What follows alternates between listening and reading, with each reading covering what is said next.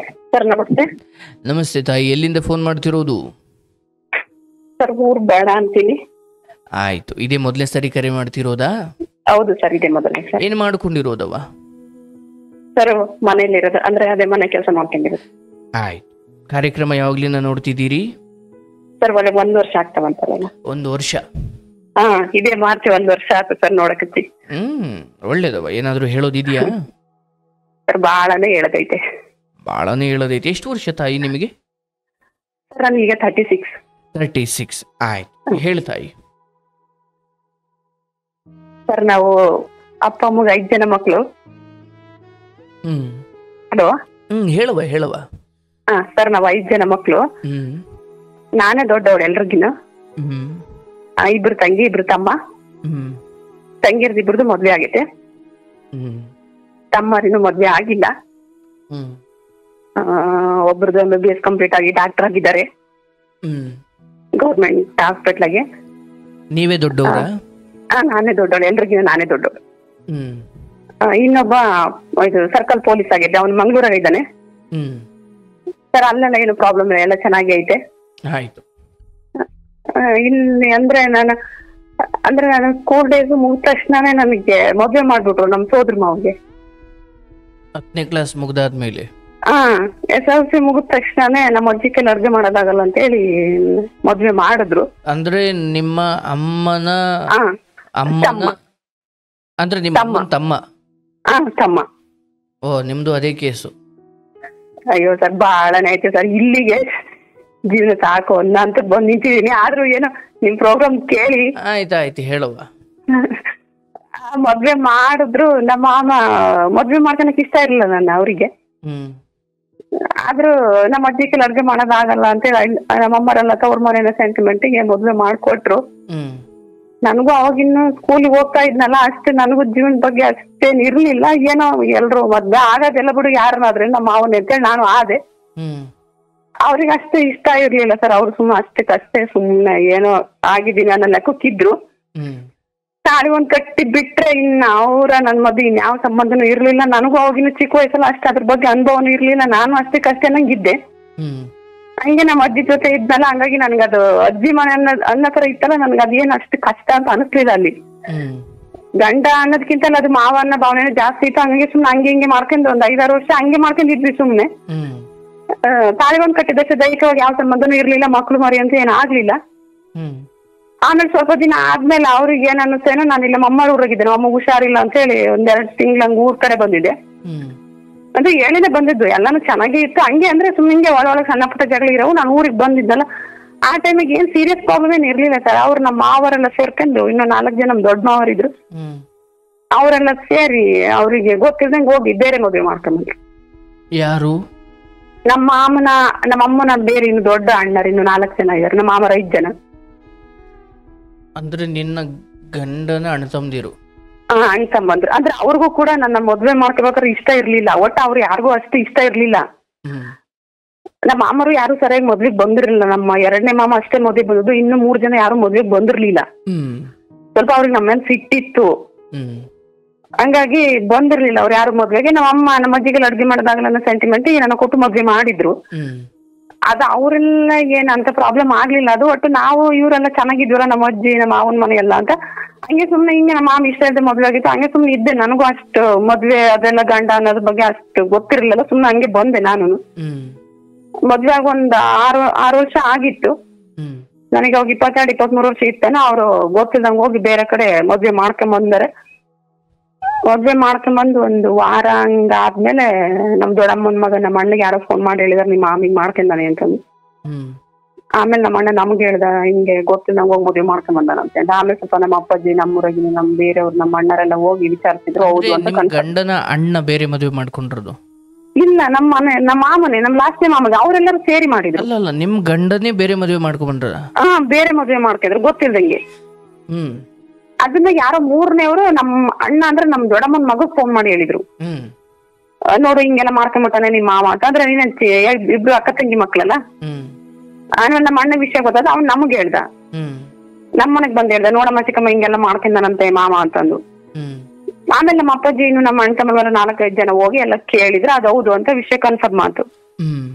ಅದಾದ್ಮೇಲೆ ಅಲ್ಲಿಂದ ಕಂಪ್ಲೇಂಟ್ ಎಲ್ಲ ಕೊಟ್ರು. ಈಗ ಡೈವರ್ಸ್ ಇಲ್ಲ ಏನಿಲ್ಲ, ನೀನ್ ಏನೇ ಪ್ರಾಬ್ಲಮ್ ಇದ್ರು ಕೂತ್ ಮಾತಾಡ್ಬೇಕಿತ್ತು, ಇಷ್ಟ ದಿನ ನಾವು ನೋಡ್ಕೊಂಡ್ ಬಂದ್ವಿ ಅಂತ ಹೇಳಿ. ಅಂದ್ರೆ ಅಲ್ಲಿ ಸುಮಾರು ಸಲ ಪಂಚಾಯತಿ ಗಿಂಚಾತಿ ಎಲ್ಲ ಮಾಡಿದ್ರು, ಆದ್ರೆ ನಮ್ಮ ಮಾಮ ಹಂಗೆ ಮಾಡ್ತಾ ಇದ್ದ.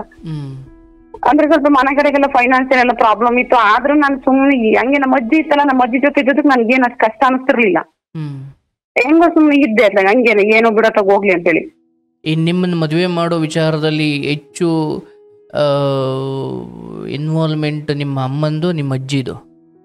ಅವ್ರದೇ ಇಬ್ರು ಸರ್ ಮೇನ್. ನಮ್ಮ ಅಪ್ಪಾಜಿನೂ ಬೇಡ ಅಂತ, ಇನ್ನು ಓದ್ತಾ ಇದ್ದಾಳೆ, ಏನು ಬೇಡ ಓದ್ಸನ, ನಮ್ಗೇನು ಬೇಡ ಇನ್ನ. ಅಂದ್ರೆ ನಮ್ಮ ಅಪ್ಪಾಜಿ ಒಂದೇ ಮಗ, ಚಿಕ್ಕಪ್ಪ ದೊಡ್ಡಪ್ಪ ಅತ್ತೆರು ಯಾರಿರಲ್ಲ ನಮಗೆ. ಸಾಕು ನಮ್ದು ಹೊಲ ಗಿಲ ಎಲ್ಲ ಐತೆ, ಮಸ್ತಾಗಿ ಓದ್ಸನ ಬಿಡು, ಬೇಡ ಅವಳು ಏನಕ್ಕೆ ಮದ್ವೆ ಮಾಡೋದು ಅಂದ್ರೆ ನಮ್ಮ ಅಮ್ಮ ಅದು ತವ್ರ ಮನೆಯನ್ನ ಇದಕ್ಕೆ ಮಾಡ್ಬಿಡ್ತು. ಹಂಗಾಗಿ ಅವ್ರದೇ ಜಾಸ್ತಿ ಇನ್ವಾಲ್ವ್ಮೆಂಟ್, ಅಜ್ಜಿದು ಅಮ್ಮಂದೇ ಜಾಸ್ತಿ. ನಮ್ಮ ಅಜ್ಜಿ ಚೆನ್ನಾಗಿದ್ರು, ನಮ್ಮ ಅಜ್ಜಿ ನಾನು ಬಹಳ ಚೆನ್ನಾಗಿದ್ವಿ. ಹಂಗಾಗಿ ನನಗೆ ಅಲ್ಲ ಅಂತ ಏನು ಬಹಳ ನಮ್ಮ ಮಾಮನ ಅವಶ್ಯಕತೆ ನನಗೆ ಬೀಳ್ಲಿಲ್ಲ. ಅಂದ್ರೆ ನಿಮ್ಮ ಅಜ್ಜಿನೇ ಇಲ್ಲಿ ನಿಮ್ಮ ಅತ್ತೆ ಕೂಡ? ಅತ್ತೆನೂ ಅದೇ ಅಜ್ಜಿನೂ ಅದೇ. ಆಯ್ತು. ಅಮ್ಮ ಅಲ್ಲ ಅಜ್ಜಿ. ಅದೇ ನಾವಿಬ್ರು ಬಹಳ ಚೆನ್ನಾಗಿದ್ವಿ, ಅಜ್ಜಿ ಮೊಮ್ಮಗಳು ಬಹಳ ಚೆನ್ನಾಗಿದ್ವಿ. ನಮ್ಮ ಮಾಮನ ಏನ್ ನನಗೆ ಒಡೆದ್ ಬಡದ ಮಾಡ್ತಿರ್ಲಿಲ್ಲ. ಅಂದ್ರೆ ಮನೆ ಸ್ವಲ್ಪ ಫೈನಾನ್ಸಿಯಲ್ ಎಲ್ಲ ಪ್ರಾಬ್ಲಮ್ ಇತ್ತು, ಇರೇಷನ್ ಅಂತ ಇಂಥ ಕೆಲಸ ಪ್ರಾಬ್ಲಮ್ ಇತ್ತು. ಅದು ಹೆಂಗೋ ನಮ್ಮ ಅಜ್ಜಿ ಜೊತೆ ಇದ್ದಲ್ಲ ಅದ್ ನಡ್ಕೊಂಡು ಹೋಗ್ತಾ ಇತ್ತು. ಅದು ನಮ್ಮ ಮಾಮರು ಅವರೆಲ್ಲ ನಾನು ಊರ್ ಕಡೆ ಒಂದ್ 2 ತಿಂಗಳಿಗೆ ಹುಷಾರಿಲ್ಲ ಅಂತ ಬಂದಲ್ಲ, ಅವ್ರು ಏನೇನ್ ಮಾತಾಡ್ಕೊಂಡ್ರು ಏನೋ. ಇವ್ರು ಬೇರೆ ನನ್ ಜೊತೆ ದೈಹಿಕವಾಗಿ ಯಾವ ಸಂಬಂಧನೂ ಇರ್ಲಿಲ್ಲ, ಆ ವಿಚಾರಕ್ಕೋ ಏನಕ್ಕೋ ಗೊತ್ತಿಲ್ಲ. ಅದ್ ಏನಾಯ್ತು ಅಂತಾನೆ ಗೊತ್ತಾಗ್ಲಿಲ್ಲ. ಅವ್ರು ಬೇರೆ ಕಡೆ ಮದ್ವೆ ಮಾಡಿ ಸುಮಾರು ದಿನ ಆದ್ಮೇಲೆ ಗೊತ್ತಾಯ್ತು, ಒಂದ್ 15 ದಿನ ಆದ್ಮೇಲೆ. ಅವಾಗ ಡೈವರ್ಸ್ ಇಲ್ಲ ಏನಿಲ್ಲ, ನೀನ್ ನಮಗೆ ಹೇಳಿ ಆಗ್ಬೇಕಿತ್ತು ಹಂಗೆ ಹಿಂಗೆ ಅಂತ. ಮದ್ವೆಗ 5 ವರ್ಷ ಆಯ್ತು, ಮಕ್ಳಾಗ್ಲಿಲ್ಲ ಹಂಗೆ ಹಿಂಗೆ. ಸರಿ ನೀನ್ ನೆಟ್ಟು ಸಂಸಾರ ಮಾಡ್ರೆ ತಾನೇ ಮಕ್ಳಾಗೋದು ಅಂತ. ಈಗ ಬೇಕಿಲ್ದಿರ್ದಕ್ಕೆ ಏನೋ ಒಂದ್ ರೀಸನ್ ಹುಡುಕಿದ್ರು ಅಂತ ಹೇಳಿ ದೈಹಿಕ ಸಂಪರ್ಕ ಇರ್ಲಿಲ್ಲ. ಇಲ್ಲ ಸರ್, ಇರ್ಲಿಲ್ಲ. ಅಷ್ಟೇ ಇತ್ತು, ಹಂಗೆ ಸುಮ್ನೆ ಹಂಗೆ ಒಟ್ಟು ತಾಳಿ ಒಂದ್ ಕಟ್ಟಿ ಬಿಟ್ಟಿದ್ರು ಅಷ್ಟೇನೆ. ಅಷ್ಟು ಇಷ್ಟ ಇಲ್ದೆ ಮದ್ವೆ ಆಗಿದ್ರಲ್ಲ, ಹಂಗಾಗಿ ಅದು ಯಾವ ಸಂಬಂಧನೂ ಇರ್ಲಿಲ್ಲ ಇಬ್ರು ಮಧ್ಯನೂ. ನನಗೂ ಚಿಕ್ಕ ವಯಸ್ಸಲ್ಲ, ನನಗೆ ಅಂತೇನು ಆಸಕ್ತಿ ಇರ್ಲಿಲ್ಲ ಅಷ್ಟು. ಬೇಕು ಅಂತ ನನಗೂ ಅನಿಸ್ತಿರ್ಲಿಲ್ಲ, ಅವರು ಅಷ್ಟಕ್ಕಷ್ಟೇ ಇದ್ರಲ್ಲ, ಅದು ಏನಂತ ಅನಿಸ್ತಿರ್ಲಿಲ್ಲ. ಅದಾದ್ಮೇಲೆ ಕಂಪ್ಲೇಂಟ್ ಎಲ್ಲ ಕೊಟ್ರು. ಆಮೇಲೆ ಕೋರ್ಟಿಗೆ 1-2 ವರ್ಷ ಓಡಾಡಿದ್ವಿ, ಡೈವರ್ಸ್ ಎಲ್ಲ ಆಯ್ತು. ಇನ್ನೇನು ಜೀವನಾಂಶಕ್ಕೆ ಅಂತೇಳಿ 2.5-3 ಲಕ್ಷ ರೂಪಾಯಿ ದುಡ್ಡನ್ನ ಕೊಟ್ರು. ಅದಷ್ಟೇ ಕಾಲ ನಮ್ಮನೆಗೆಲ್ಲ ರೋಸ್ ಹೋಗಿದ್ರಲ್ಲ, ಇವ್ನ್ ಸವಾಸನ ಬೇಡ, ಏನ್ ಓಡಾಡೋದು ಕೋರ್ಟಿಗೆಲ್ಲ ಅಂತೇಳಿ. ಅಂದ್ರೆ ಡೈವರ್ಸ್ ಆಯ್ತು? ಡೈವರ್ಸ್ ಆಯ್ತು ಸರ್. ನನಗೆ ಡೈವರ್ಸ್ ಆದಾಗ 23-24 ವರ್ಷ ಇತ್ತು. ಡೈವರ್ಸ್ ಆಯ್ತು. ತಿರ್ಗಾ ಇಲ್ಲ ಅಮ್ಮನ ಮನೆಗೆ ಬಂದೆ, ಅಮ್ಮಗೆ ಇಷ್ಟ ಇರ್ಲಿಲ್ಲ ನಾನು ಬಂದಿದ್ದು. ನಿಮ್ಮ ಅಜ್ಜಿ ಏನಂದ್ರು ಅದಕ್ಕೆ? ಅವ್ರ ಅಭಿಪ್ರಾಯ ಏನು ಆ ವಿಚಾರದಲ್ಲಿ? ಅಂದ್ರೆ ನಮ್ಮ ಅಜ್ಜಿಗೆಲ್ಲ ಮತ್ತೆ ನೀನು ಅವ್ರು ನನ್ ಮೇಲೆನೆ ಉಲ್ಟಾ ಮಾಡ್ಬಿಟ್ರು ಸರ್. ಅವಾಗ ಎಲ್ಲ ಪ್ರಾಬ್ಲಮ್ ಎಲ್ಲ ನನ್ ಮೇಲೆ ಹಾಕ್ಬಿಟ್ರು. ನಿಮ್ ವಿರುದ್ಧನೇ ಆದ್ರು ಆ ಸಮಯದಲ್ಲಿ? ಅವಾಗ ಅವ್ರು ಹಂಗೆ ಅಂದ್ರು, ಮತ್ತೆ ಮಕ್ಳು ಮರಿ ಮಾಡ್ಕೊಳದ್ ಬೇಡ, ಹಂಗೆ ಹಿಂಗೆ, ಇವ್ನು ಹಿಂಗೆ ಮಾಡ್ತಾನೆ, ಅವಳು ಹಂಗೆ ಮಾಡ್ತಾಳೆ, ಇವ್ರಿಬ್ರು ಹಿಂಗೆ ಇದ್ರಿ ಹೆಂಗೆ ಮುಂದೆ ಹಂಗೆ ಹಿಂಗ ಅಂತ ನಮ್ಮ ಅಜ್ಜಿಗೆ ಅವ್ರು ಏನ್ ಹೇಳ್ಕೊಟ್ರ ಏನೋ. ನಮ್ಮ ಅಜ್ಜಿನ ಅವ್ರ ಕಡೆಗೆ ಮಾತಾಡ್ತು. ಗೊತ್ತಿದ್ರು ಕೂಡ ನಮಗೂ ಒಂದ್ ಮಾತನ್ನು ಹೇಳಿಲ್ಲ. ಅದು ಒಂದ್ ಸ್ವಲ್ಪ ಬೇಜಾರಾತು. ಅವಾಗೆಲ್ಲ ಕೇಳಿದ್ರು, ನಮ್ಮಮ್ಮ ಎಲ್ಲ ಬಹಳ ಕೇಳ್ತು, ಅಲ್ಲವಾ ನೀನ್ ನಮ್ಗೊಂದ್ ಮಾತು ಹೇಳ್ಬೋದಿತ್ತಲ್ಲ, ನೀನ್ ಹೇಳ್ಲಿಲ್ಲ, ಅವಾಗ ಏನಾರ ಮಾಡ್ಬೋದಿತ್ತು ಅಂತ. ಇನ್ನು ವಯಸ್ಸು ಸಿಕ್ತಿತ್ತು, ಏನಾಗಲೇ ಬಹಳ ವಯಸ್ಸಾಗಿರಲ್ಲ ಇಬ್ರಿಗೇನು ಅಂತೇಳಿ. ಇನ್ನೇನೆಲ್ಲ ಮುಗ್ದೋತು ಸರ್. ಅದೆಲ್ಲ ಡೈವರ್ಸ್ ಎಲ್ಲ ಆತು, ಎಲ್ಲ ಆತು. ನಾನು ಇಲ್ಲಿ ಅಮ್ಮರ ಮನೆಗ್ ಬಂದೆ, ಅಮ್ಮಗೆ ಇಷ್ಟ ಇರ್ಲಿಲ್ಲ ನಾನು ಬಂದದ್ದು, ಸರಿಯಾಗಿ ಮಾತಾಡಿಸ್ತಿರ್ಲಿಲ್ಲ ನನ್ನ, ಏನು ಕಷ್ಟ ಸುಖ ಏನು ಕೇಳ್ತಿರ್ಲಿಲ್ಲ. ನಾನು ಕೂಡ ಅಲ್ಲಿಗಲ್ಲೇ ನನಗೂ ಸ್ವಲ್ಪ ಕಷ್ಟ ಸುಖ ಅಂತ ಅನ್ಭವಕ್ ಬಂದುತ್ತಲ್ಲ, ನಾನು ಅಲ್ಲಿ ಒಂದ್ ಹಂತಕ್ಕೆ ಬಂದು ನಿಂತಿದ್ದೆ, ಬಿಡು ಹೋಗ್ಲತ್ತೆ ನಮ್ಮ ಮನೆ ಬರೋ ಇಷ್ಟ ಇತ್ತೇನೋ ಅಂತ ನಾನು ಸುಮ್ಮನಾದೆ ಸರ್. ಅಂದ್ರೆ ಹಳ್ಳಿಯಾಗಿದ್ವಲ್ಲ, ಹೊಲ್ದಾಗೆ ಮನೆಗೆಲ್ಲ ಕೆಲಸ ಮಾಡ್ಕೊಂಡು ಇನ್ನೇನು ಇಬ್ರು ತಂಗಿ, ನಾನ್ ಬಂದ್ಮೇಲೆ 2 ತಂಗಿಯರ್ ಮದ್ವೆ ಮಾಡಿದ್ವಿ. ಅಲ್ಲ ಇದ್ದೂರಿಗೆ ಒಬ್ಳು ಕೊಟ್ಟು ಮದ್ವೆ ಮಾಡಿದ್ವಿ, ಅವಳಿಗೂ 2 ಮಕ್ಳಾದ್ರು, ಅವ್ರ ಲೈಫು ಚೆನ್ನಾಗೈತೆ. ಮತ್ತೊಂದು 5-6 ವರ್ಷ ಬಿಡ್ಕೊಂಡು ಇನ್ನೊಬ್ಳು ಮದ್ವೆ ಮಾಡಿದ್ವಿ. ಅವಳದು ಲೈಫ್ ಎಲ್ಲ ಚೆನ್ನಾಗೈತೆ, ಅವ್ರಿಗೆ 2 ಮಕ್ಳು, ಅವ್ರು ಚೆನ್ನಾಗಿದ್ದಾರೆ. ಮತ್ತೆ ನನ್ನ ತಮ್ಮನ PUC ಎಲ್ಲ ಮಾಡ್ತಾ ಇದ್ರು, ಅವ್ರದ್ದು MBBS ಎಲ್ಲ ಕಂಪ್ಲೀಟ್ ಆಯ್ತು. ರಾಯಚೂರಾಗೆಲ್ಲ ಗೌರ್ಮೆಂಟ್ ನಾಗೆ ಎಲ್ಲ ಮುಗಿಸ್ಕೊಂಡ್ ಬಂದ್ರು. ತಿರ್ಗಾ ಇವ್ನು ಸಣ್ಣನು ಚೆನ್ನಾಗ್ ಓದ, ಅವನು ಜಾಬ್ಗೆಲ್ಲ ಹೋದ, ಎಲ್ಲಾನು ಚೆನ್ನಾಗಿ ನಡ್ಕೊಂಡ್ ಬರ್ತಾ ಇತ್ತು ಸರ್. ಅಲ್ಲೇ ಒಂದೆಷ್ಟು ನಮ್ಮ ಅಮ್ಮರ ಮನೆಗೆ ಒಂದ್ 13-14 ವರ್ಷ ಇದ್ನೇನೋ. ಹಿಂಗೇನು ಪ್ರಾಬ್ಲಮ್ ಇಲ್ಲ, ನಮ್ಮ ಅಮ್ಮ ಮಾತಾಡ್ತಾರ ಅನ್ನೋದೊಂದ್ ಬಿಟ್ರೆ ಇನ್ನೇನು ಪ್ರಾಬ್ಲಮ್ ಇರಲಿಲ್ಲ ಸರ್. ನಾನು ಸ್ವಲ್ಪ ಎಲ್ಲ ದಿನ ಕಳ್ದಂಗೆಲ್ಲ ಮರ್ತಕಂತಾನೆ ಬಂದೆ. ಅಂದ್ರೆ ಸ್ವಲ್ಪನೂ ಮಾತಾಡಿಸ್ತಿಲ್ವ ಅಮ್ಮ? ಅಂದ್ರೆ ಸಿಟ್ಟಿದ್ರು, ಅಂದ್ರೆ ಬೈಯಪ್ಪ ಇದು ಹಂಗೇನೆ ಮಾಡ್ತಿರ್ಲಿಲ್ಲ. ಬೇಜಾರು, ಆ ಮುಖದ ಮೇಲಿನ ಏನೋ ಒಂಥರ ಅಷ್ಟೊಂದು ಪ್ರೀತಿ ಇಲ್ಲದೆ ಇರೋದು ಕಾರಣ ಅಷ್ಟೇ. ಅಂದ್ರೆ ಒಂಥರ ಈಗ ಬಿಟ್ಟು ಬಂದ್ಬಿಟ್ಲಲ್ಲ, ಈಗ ನಾನು ಇನ್ನು 2 ಮಕ್ಳು ಇದಾರೆ, ಅವ್ರ 4 ಜನ ಮಕ್ಳು, ಇವಳೇ ದೊಡ್ಡವಳು, ಈಗ ಮರ್ಯಾದೆ ಪ್ರಶ್ನೆ ಅಂತ. ಬಟ್ ನಿಮ್ದೇನು ತಪ್ಪಿಲ್ಲ ಅನ್ನೋದ್ರ ಬಗ್ಗೆ ಯಾವುದೇ ಸಹಮತ ಅಥವಾ ಇಲ್ಲಂತೆ. ಈಗ ಕೊಟ್ಟೇನು ಕೊಳಕೊರಗೆ ನಂಗೆ ಅವ್ನು ಸಾಯ್ತೀನಿ, ಅಲ್ಲೇ ಸಾಯ್ಬೇಕಿತ್ತು. ಒಂದ್ಸಲ ನಾನು ಹೇಳ್ದೆ, ನನ್ಗೆ ಏನಂದ್ರು ಹೋಗಲ್ಲ, ನನ್ನ ಕೈಲೆಲ್ಲ ಆಗಲ್ಲ ಇರಕ್ಕೆ. ಅವಯ್ಯ ಬರೀ ಕೆಟ್ಟ ಶಬ್ದೆಲ್ಲ ಬೈತಿರ್ತಾನೆ ಯಾವಾಗ್ಲೂ. ಅವ ಏನಾದ್ರು ಒಂದ್ ಸುಖ ಇಲ್ಲ, ಸಂತೋಷ ಇಲ್ಲ, ಒಂದ್ ಎಂತದಿಲ್ಲ, ನಾನು ಹೋಗಲ್ಲ, ಅಲ್ಲಿ ಊಟಕ್ಕಿರಲ್ಲ ಸರಿಯಾಗಿ, ನಾನು ಹೋಗಲ್ಲ ಅಂದಾಗ ನನ್ನ ಬಲವಂತ ಹೋಗ್ತಾನೆ ಬಿಟ್ಟು ಬಂದ್ರು ಸರ್ ಹೋಗಿ, ನೀನ್ ಸತ್ರು ಅಲ್ಲೇ ಸಾಯಿ ಅಂತಂದು. ಆ ತರ ಮೆಂಟಾಲಿಟಿ ಇತ್ತು, ನೀನ್ ಸತ್ರು ಅಲ್ಲೇ ಸಾಯಿ, ನಮ್ಮನೆ ಮಾತ್ರ ಬರಂಗಿಲ್ಲ ಅಂತ ಆ ತರ ಇತ್ತಲ್ಲ. ಅದು ಲಾಸ್ಟಿಗೆ ಇವ್ರ ಹೆಂಗ್ ಮಾಡ್ಕೊಂಡ್ಬಿಟ್ರಲ್ಲ, ಹಂಗಾಗಿ ಅನಿವಾರ್ಯ ಅವ್ರು ನನ್ ಕರ್ಕೊಂಡ್ ಬರ್ಲೇಬೇಕಾಯ್ತು. ಅಂದ್ರೆ ಡೈವರ್ಸ್ಗಿಂತ ಮುಂಚೆನೂ ಈ ಪಂಚಾಯತಿಗಳು ಆಗಿದ್ವಾ? ಸುಮಾರಾಗಿದ್ವು ಸರ್, ಸುಮಾರಾಗಿ ಹೋಗಿದ್ವು. ಬಟ್ ನಿಮಗೆ ಆ ಸೂಚನೆ ಸಿಗ್ತಾ ಇತ್ತು ಈತ ಬೇರೆ ಏನಾದ್ರು ಮಾಡ್ಬೋದು, ಬೇರೆ ಏನಾದ್ರು ಸಂಬಂಧ ಇಟ್ಕೊಳ್ಬಹುದು? ಯಾಕಂದ್ರೆ ಆ ಪಂಚಾಯತಿಗಳಾಗೋ ಸಮಯದಲ್ಲಿ ಒಂದು ಸೂಚನೆನು ಅಥವಾ ನಿಮಗೆ ಅದರ ಮುನ್ನೆಚ್ಚರಿಕೆ ಗೊತ್ತಾಗಿರ್ಲಿಲ್ವಾ? ಆದ್ರೆ ಸರ್ LIC ಏಜೆಂಟ್ ಆಗಿದ್ರು ಅವರು. ಅಂದ್ರೆ LIC ಏಜೆಂಟ್ ಆಗಿದ್ರಲ್ಲ, ಮನೆಯಿಂದ ಆಚೆ ಹೋದ್ರೆ 4-5 ದಿನ, ವಾರ, 15 ದಿನ ಆದ್ರೂ ಮನೆಗೆ ಬರ್ತಿರ್ಲಿಲ್ಲ. ಸೊ ಹಾಗಾಗಿ ನಿಮ್ಗೆ ಯಾವುದೇ ಅದ್ರ ಬಗ್ಗೆ ಅಂದಾಜು ಇರ್ತಿರ್ಲಿಲ್ಲ ಅಥವಾ ಪ್ರಶ್ನೆಗಳು ಬಂದ್ರೆ ಇಲ್ಲ? ಇಲ್ಲ, ಅಂದ್ರೆ ಅವ್ರು ನನ್ ಜೊತೆ ಖುಷಿ ವಿಚಾರನು ಮಾತಾಡ್ತಿರ್ಲಿಲ್ಲ, ಒಟ್ಟು ಯಾವ ವಿಚಾರನೂ ಮಾತಾಡ್ತಿರ್ಲಿಲ್ಲ. ಅದೇ ಸರ್ ಹೇಳಿದ್ನಲ್ಲ, ತಾಳಿ ಒಂದ್ ಕಟ್ಟಿದ್ದಷ್ಟೇ. ಅದು ನನಗೆ ಅಜ್ಜಿ ಮನೆ ಎಲ್ಲ ಊಟದಾಗಿದ್ದ ಹೋಗಿ ಬಂದು ಮಾಡಿದ್ನಲ್ಲ, ಅದು ಸೋದ್ರ ಮಾವ ಬೇರೆಲ್ಲ, ನನಗೆ ಅದು ಏನ್ ಅಂತ ನನಗೆ ವ್ಯತ್ಯಾಸ ಅಂತ ಅನಿಸ್ಲಿಲ್ಲ. ಅದು ಏನೊಬ್ರು ನನ್ನ ಮಾವರ ಮನೆಗೆ ಇದೀನಿ, ಅಜ್ಜಿ ಜೊತೆಗೆ ಇದೀನಿ ಅನ್ನೋ ಫೀಲ್ ನನ್ಗೆ. ಹಂಗಾಗಿ ನನ್ಗೆ ಅದು ಯಾವ್ದು ಅಂತ ಪರಿಣಾಮ ಬೀರ್ಲಿಲ್ಲ, ಅವ್ರ ಮೇಲೆ ನನ್ಗೆ ಯಾವ ಅನುಮಾನನೂ ಬರ್ಲಿಲ್ಲ. ಅದು ಸಡನ್ ಆಗಿ ಶಾಕ್ ಕೊಟ್ಬಿಟ್ರು ಅವ್ರು ಅದನ್ನ. ಅದೆಲ್ಲ ಮುಗ್ದೋದು, ನನಗೂ ಅಲ್ಲಿ ಜೀವನ ರೋಸ್ ಇತ್ತು, ಹೋದ್ರೆ ಹೋಗ್ಲತ್ತಾಗ ಹಣೆ ಬರ, ಏನ್ ಗಂಡ ಇದ್ರೆ ಜೀವನ ಅಲ್ಲ ಅಂತ ಹೇಳಿ ಬಿಟ್ಟಾಕ್ದೆ ಸರ್ ನಾನಲ್ಲಿ. ಅದ್ರ ಬಗ್ಗೆ ನನ್ ತಲೆನೇ ಕೆಡ್ಸ್ಕೊಂಡಿಲ್ಲ, ಹೋಗತ್ತ ಇರ್ಲಿ ಅಂತ ಹೇಳಿ ಆರಾಮಾಗಿ ಇಲ್ಲಿ ಊರ್ ಕಡೆ ಬಂದಾಗ ನನಗೆ ಇಲ್ಲೆಲ್ಲ ತಂಗಿಯರ್ ಜೊತೆ ತಮ್ಮರ ಜೊತೆ ಎಲ್ಲ ಅವ್ರ ಲೈಫ್ ಕಡೆ ಗಮನ ಕೊಡ್ಕೊಂಡು ಅವ್ರನ್ನ ಓದಿಸಿ ಚೆನ್ನಾಗಿ ಹೊಲ್ದಾಗೆ ಮನೆಗೆಲ್ಲ ಕೆಲಸ ಮಾಡ್ಕೊಂತ ನಮ್ಮಮ್ಮ ಮಾತಾಡ್ಸಲ್ಲ ಅನ್ನೋದು ಒಂದ್ ಬಿಟ್ರೆ ಇನ್ನೇನು ಪ್ರಾಬ್ಲಮ್ ಇರಲಿಲ್ಲ ಸರ್, ಎಲ್ಲ ಚೆನ್ನಾಗಿತ್ತು.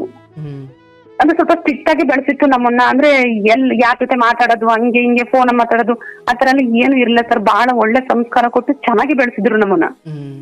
ಇವತ್ತಿಗೂ ಕೂಡ ಎಲ್ರು ನಮ್ಮನ್ನ ನೋಡಿದ್ರೆ ಚೆನ್ನಾಗಿ ಒಂದು ಒಳ್ಳೆ ಅಭಿಪ್ರಾಯ ಐತಿ ಎಲ್ರು ಮನ್ಸಗುನು.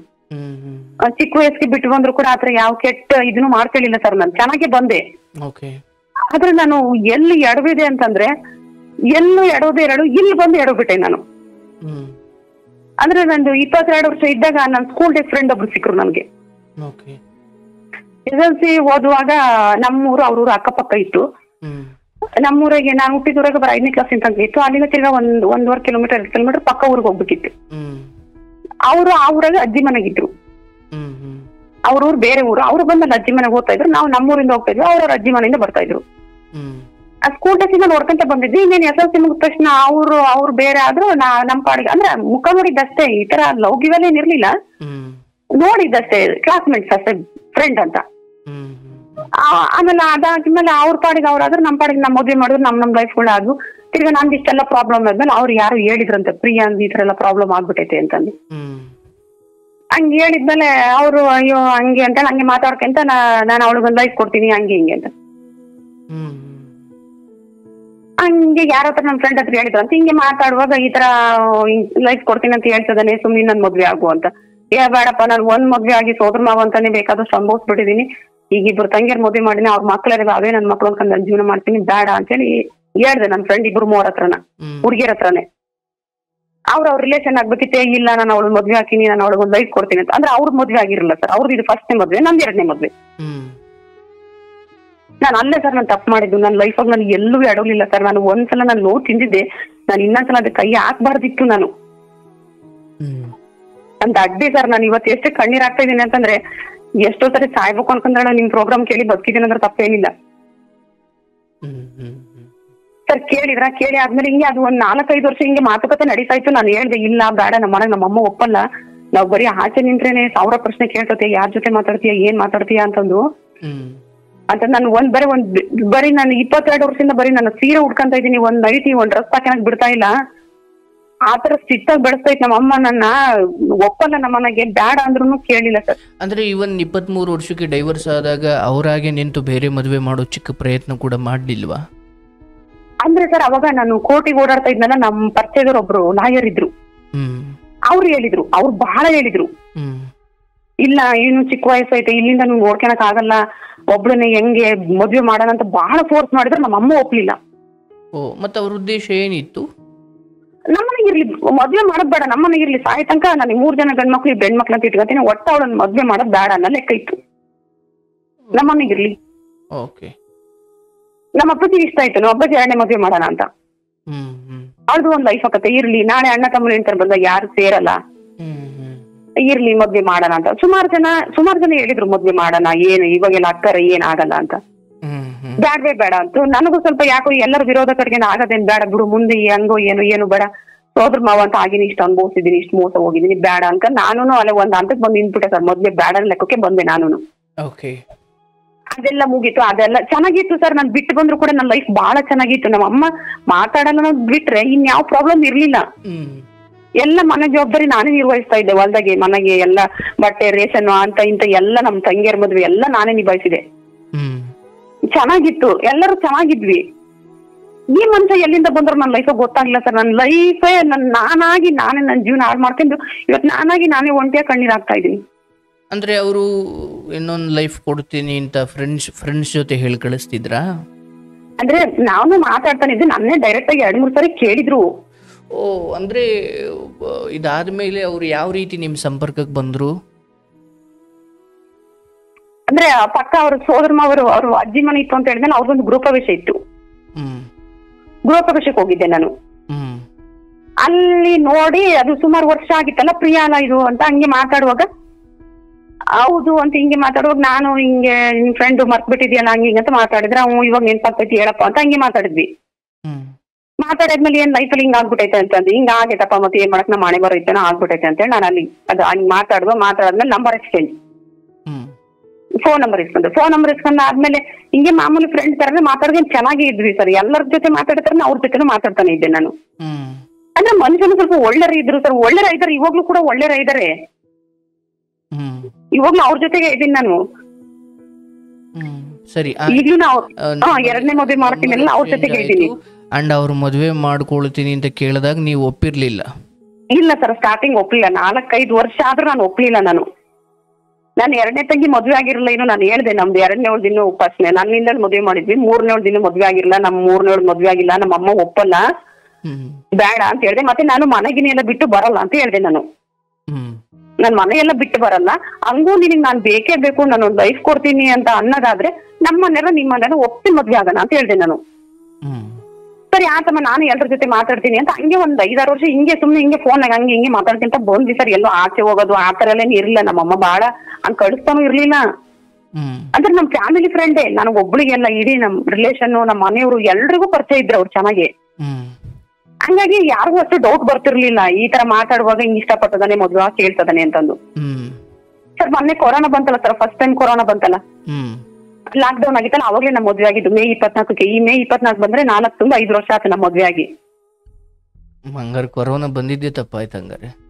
ನಮ್ಮ ಅಮ್ಮ ನನಗ್ ಮಾತಿಗೆ ಮುಂಚೆ ಅಂತ ಸರ್, ಮಾತಿಗೆ ಮುಂಚೆ ಅಂತ ನಮ್ಮಮ್ಮ.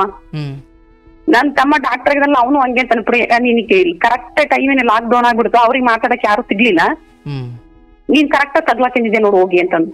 ಸರಿ ಆಯ್ತು. ಆ ಲಾಕ್ ಡೌನ್ ಟೈಮಲ್ಲಿ ನಿಮ್ಮ ಮದುವೆ ಅಂದ್ರೆ 2 ಮನೆಯವರು ಒಪ್ಪಿಗೆ ಕೊಟ್ಟು ಮದುವೆ ಆಗಿದ್ದ? ಹೌದು ಸರ್, 2 ಮನೆಯವರು ಸೇರಿನೇ ಮದುವೆ ಮಾಡಿದ್ದು. ಅವ್ರ ಮನೆಯವ್ರದ್ದು ಒಂದು ಚಿಕ್ಕ ಆಕ್ಷೇಪನೂ ಇರ್ಲಿಲ್ವಾ? ಅಂದ್ರೆ ಈಗ ಆಲ್ರೆಡಿ ಮದುವೆ ಆಗಿ ಹಿಂಗೆಲ್ಲ ಆಗಿದೆ ಅನ್ನೋದ್ರ ಬಗ್ಗೆ ಅವರು ಏನು ಮಾತಾಡ್ಲಿಲ್ಲ?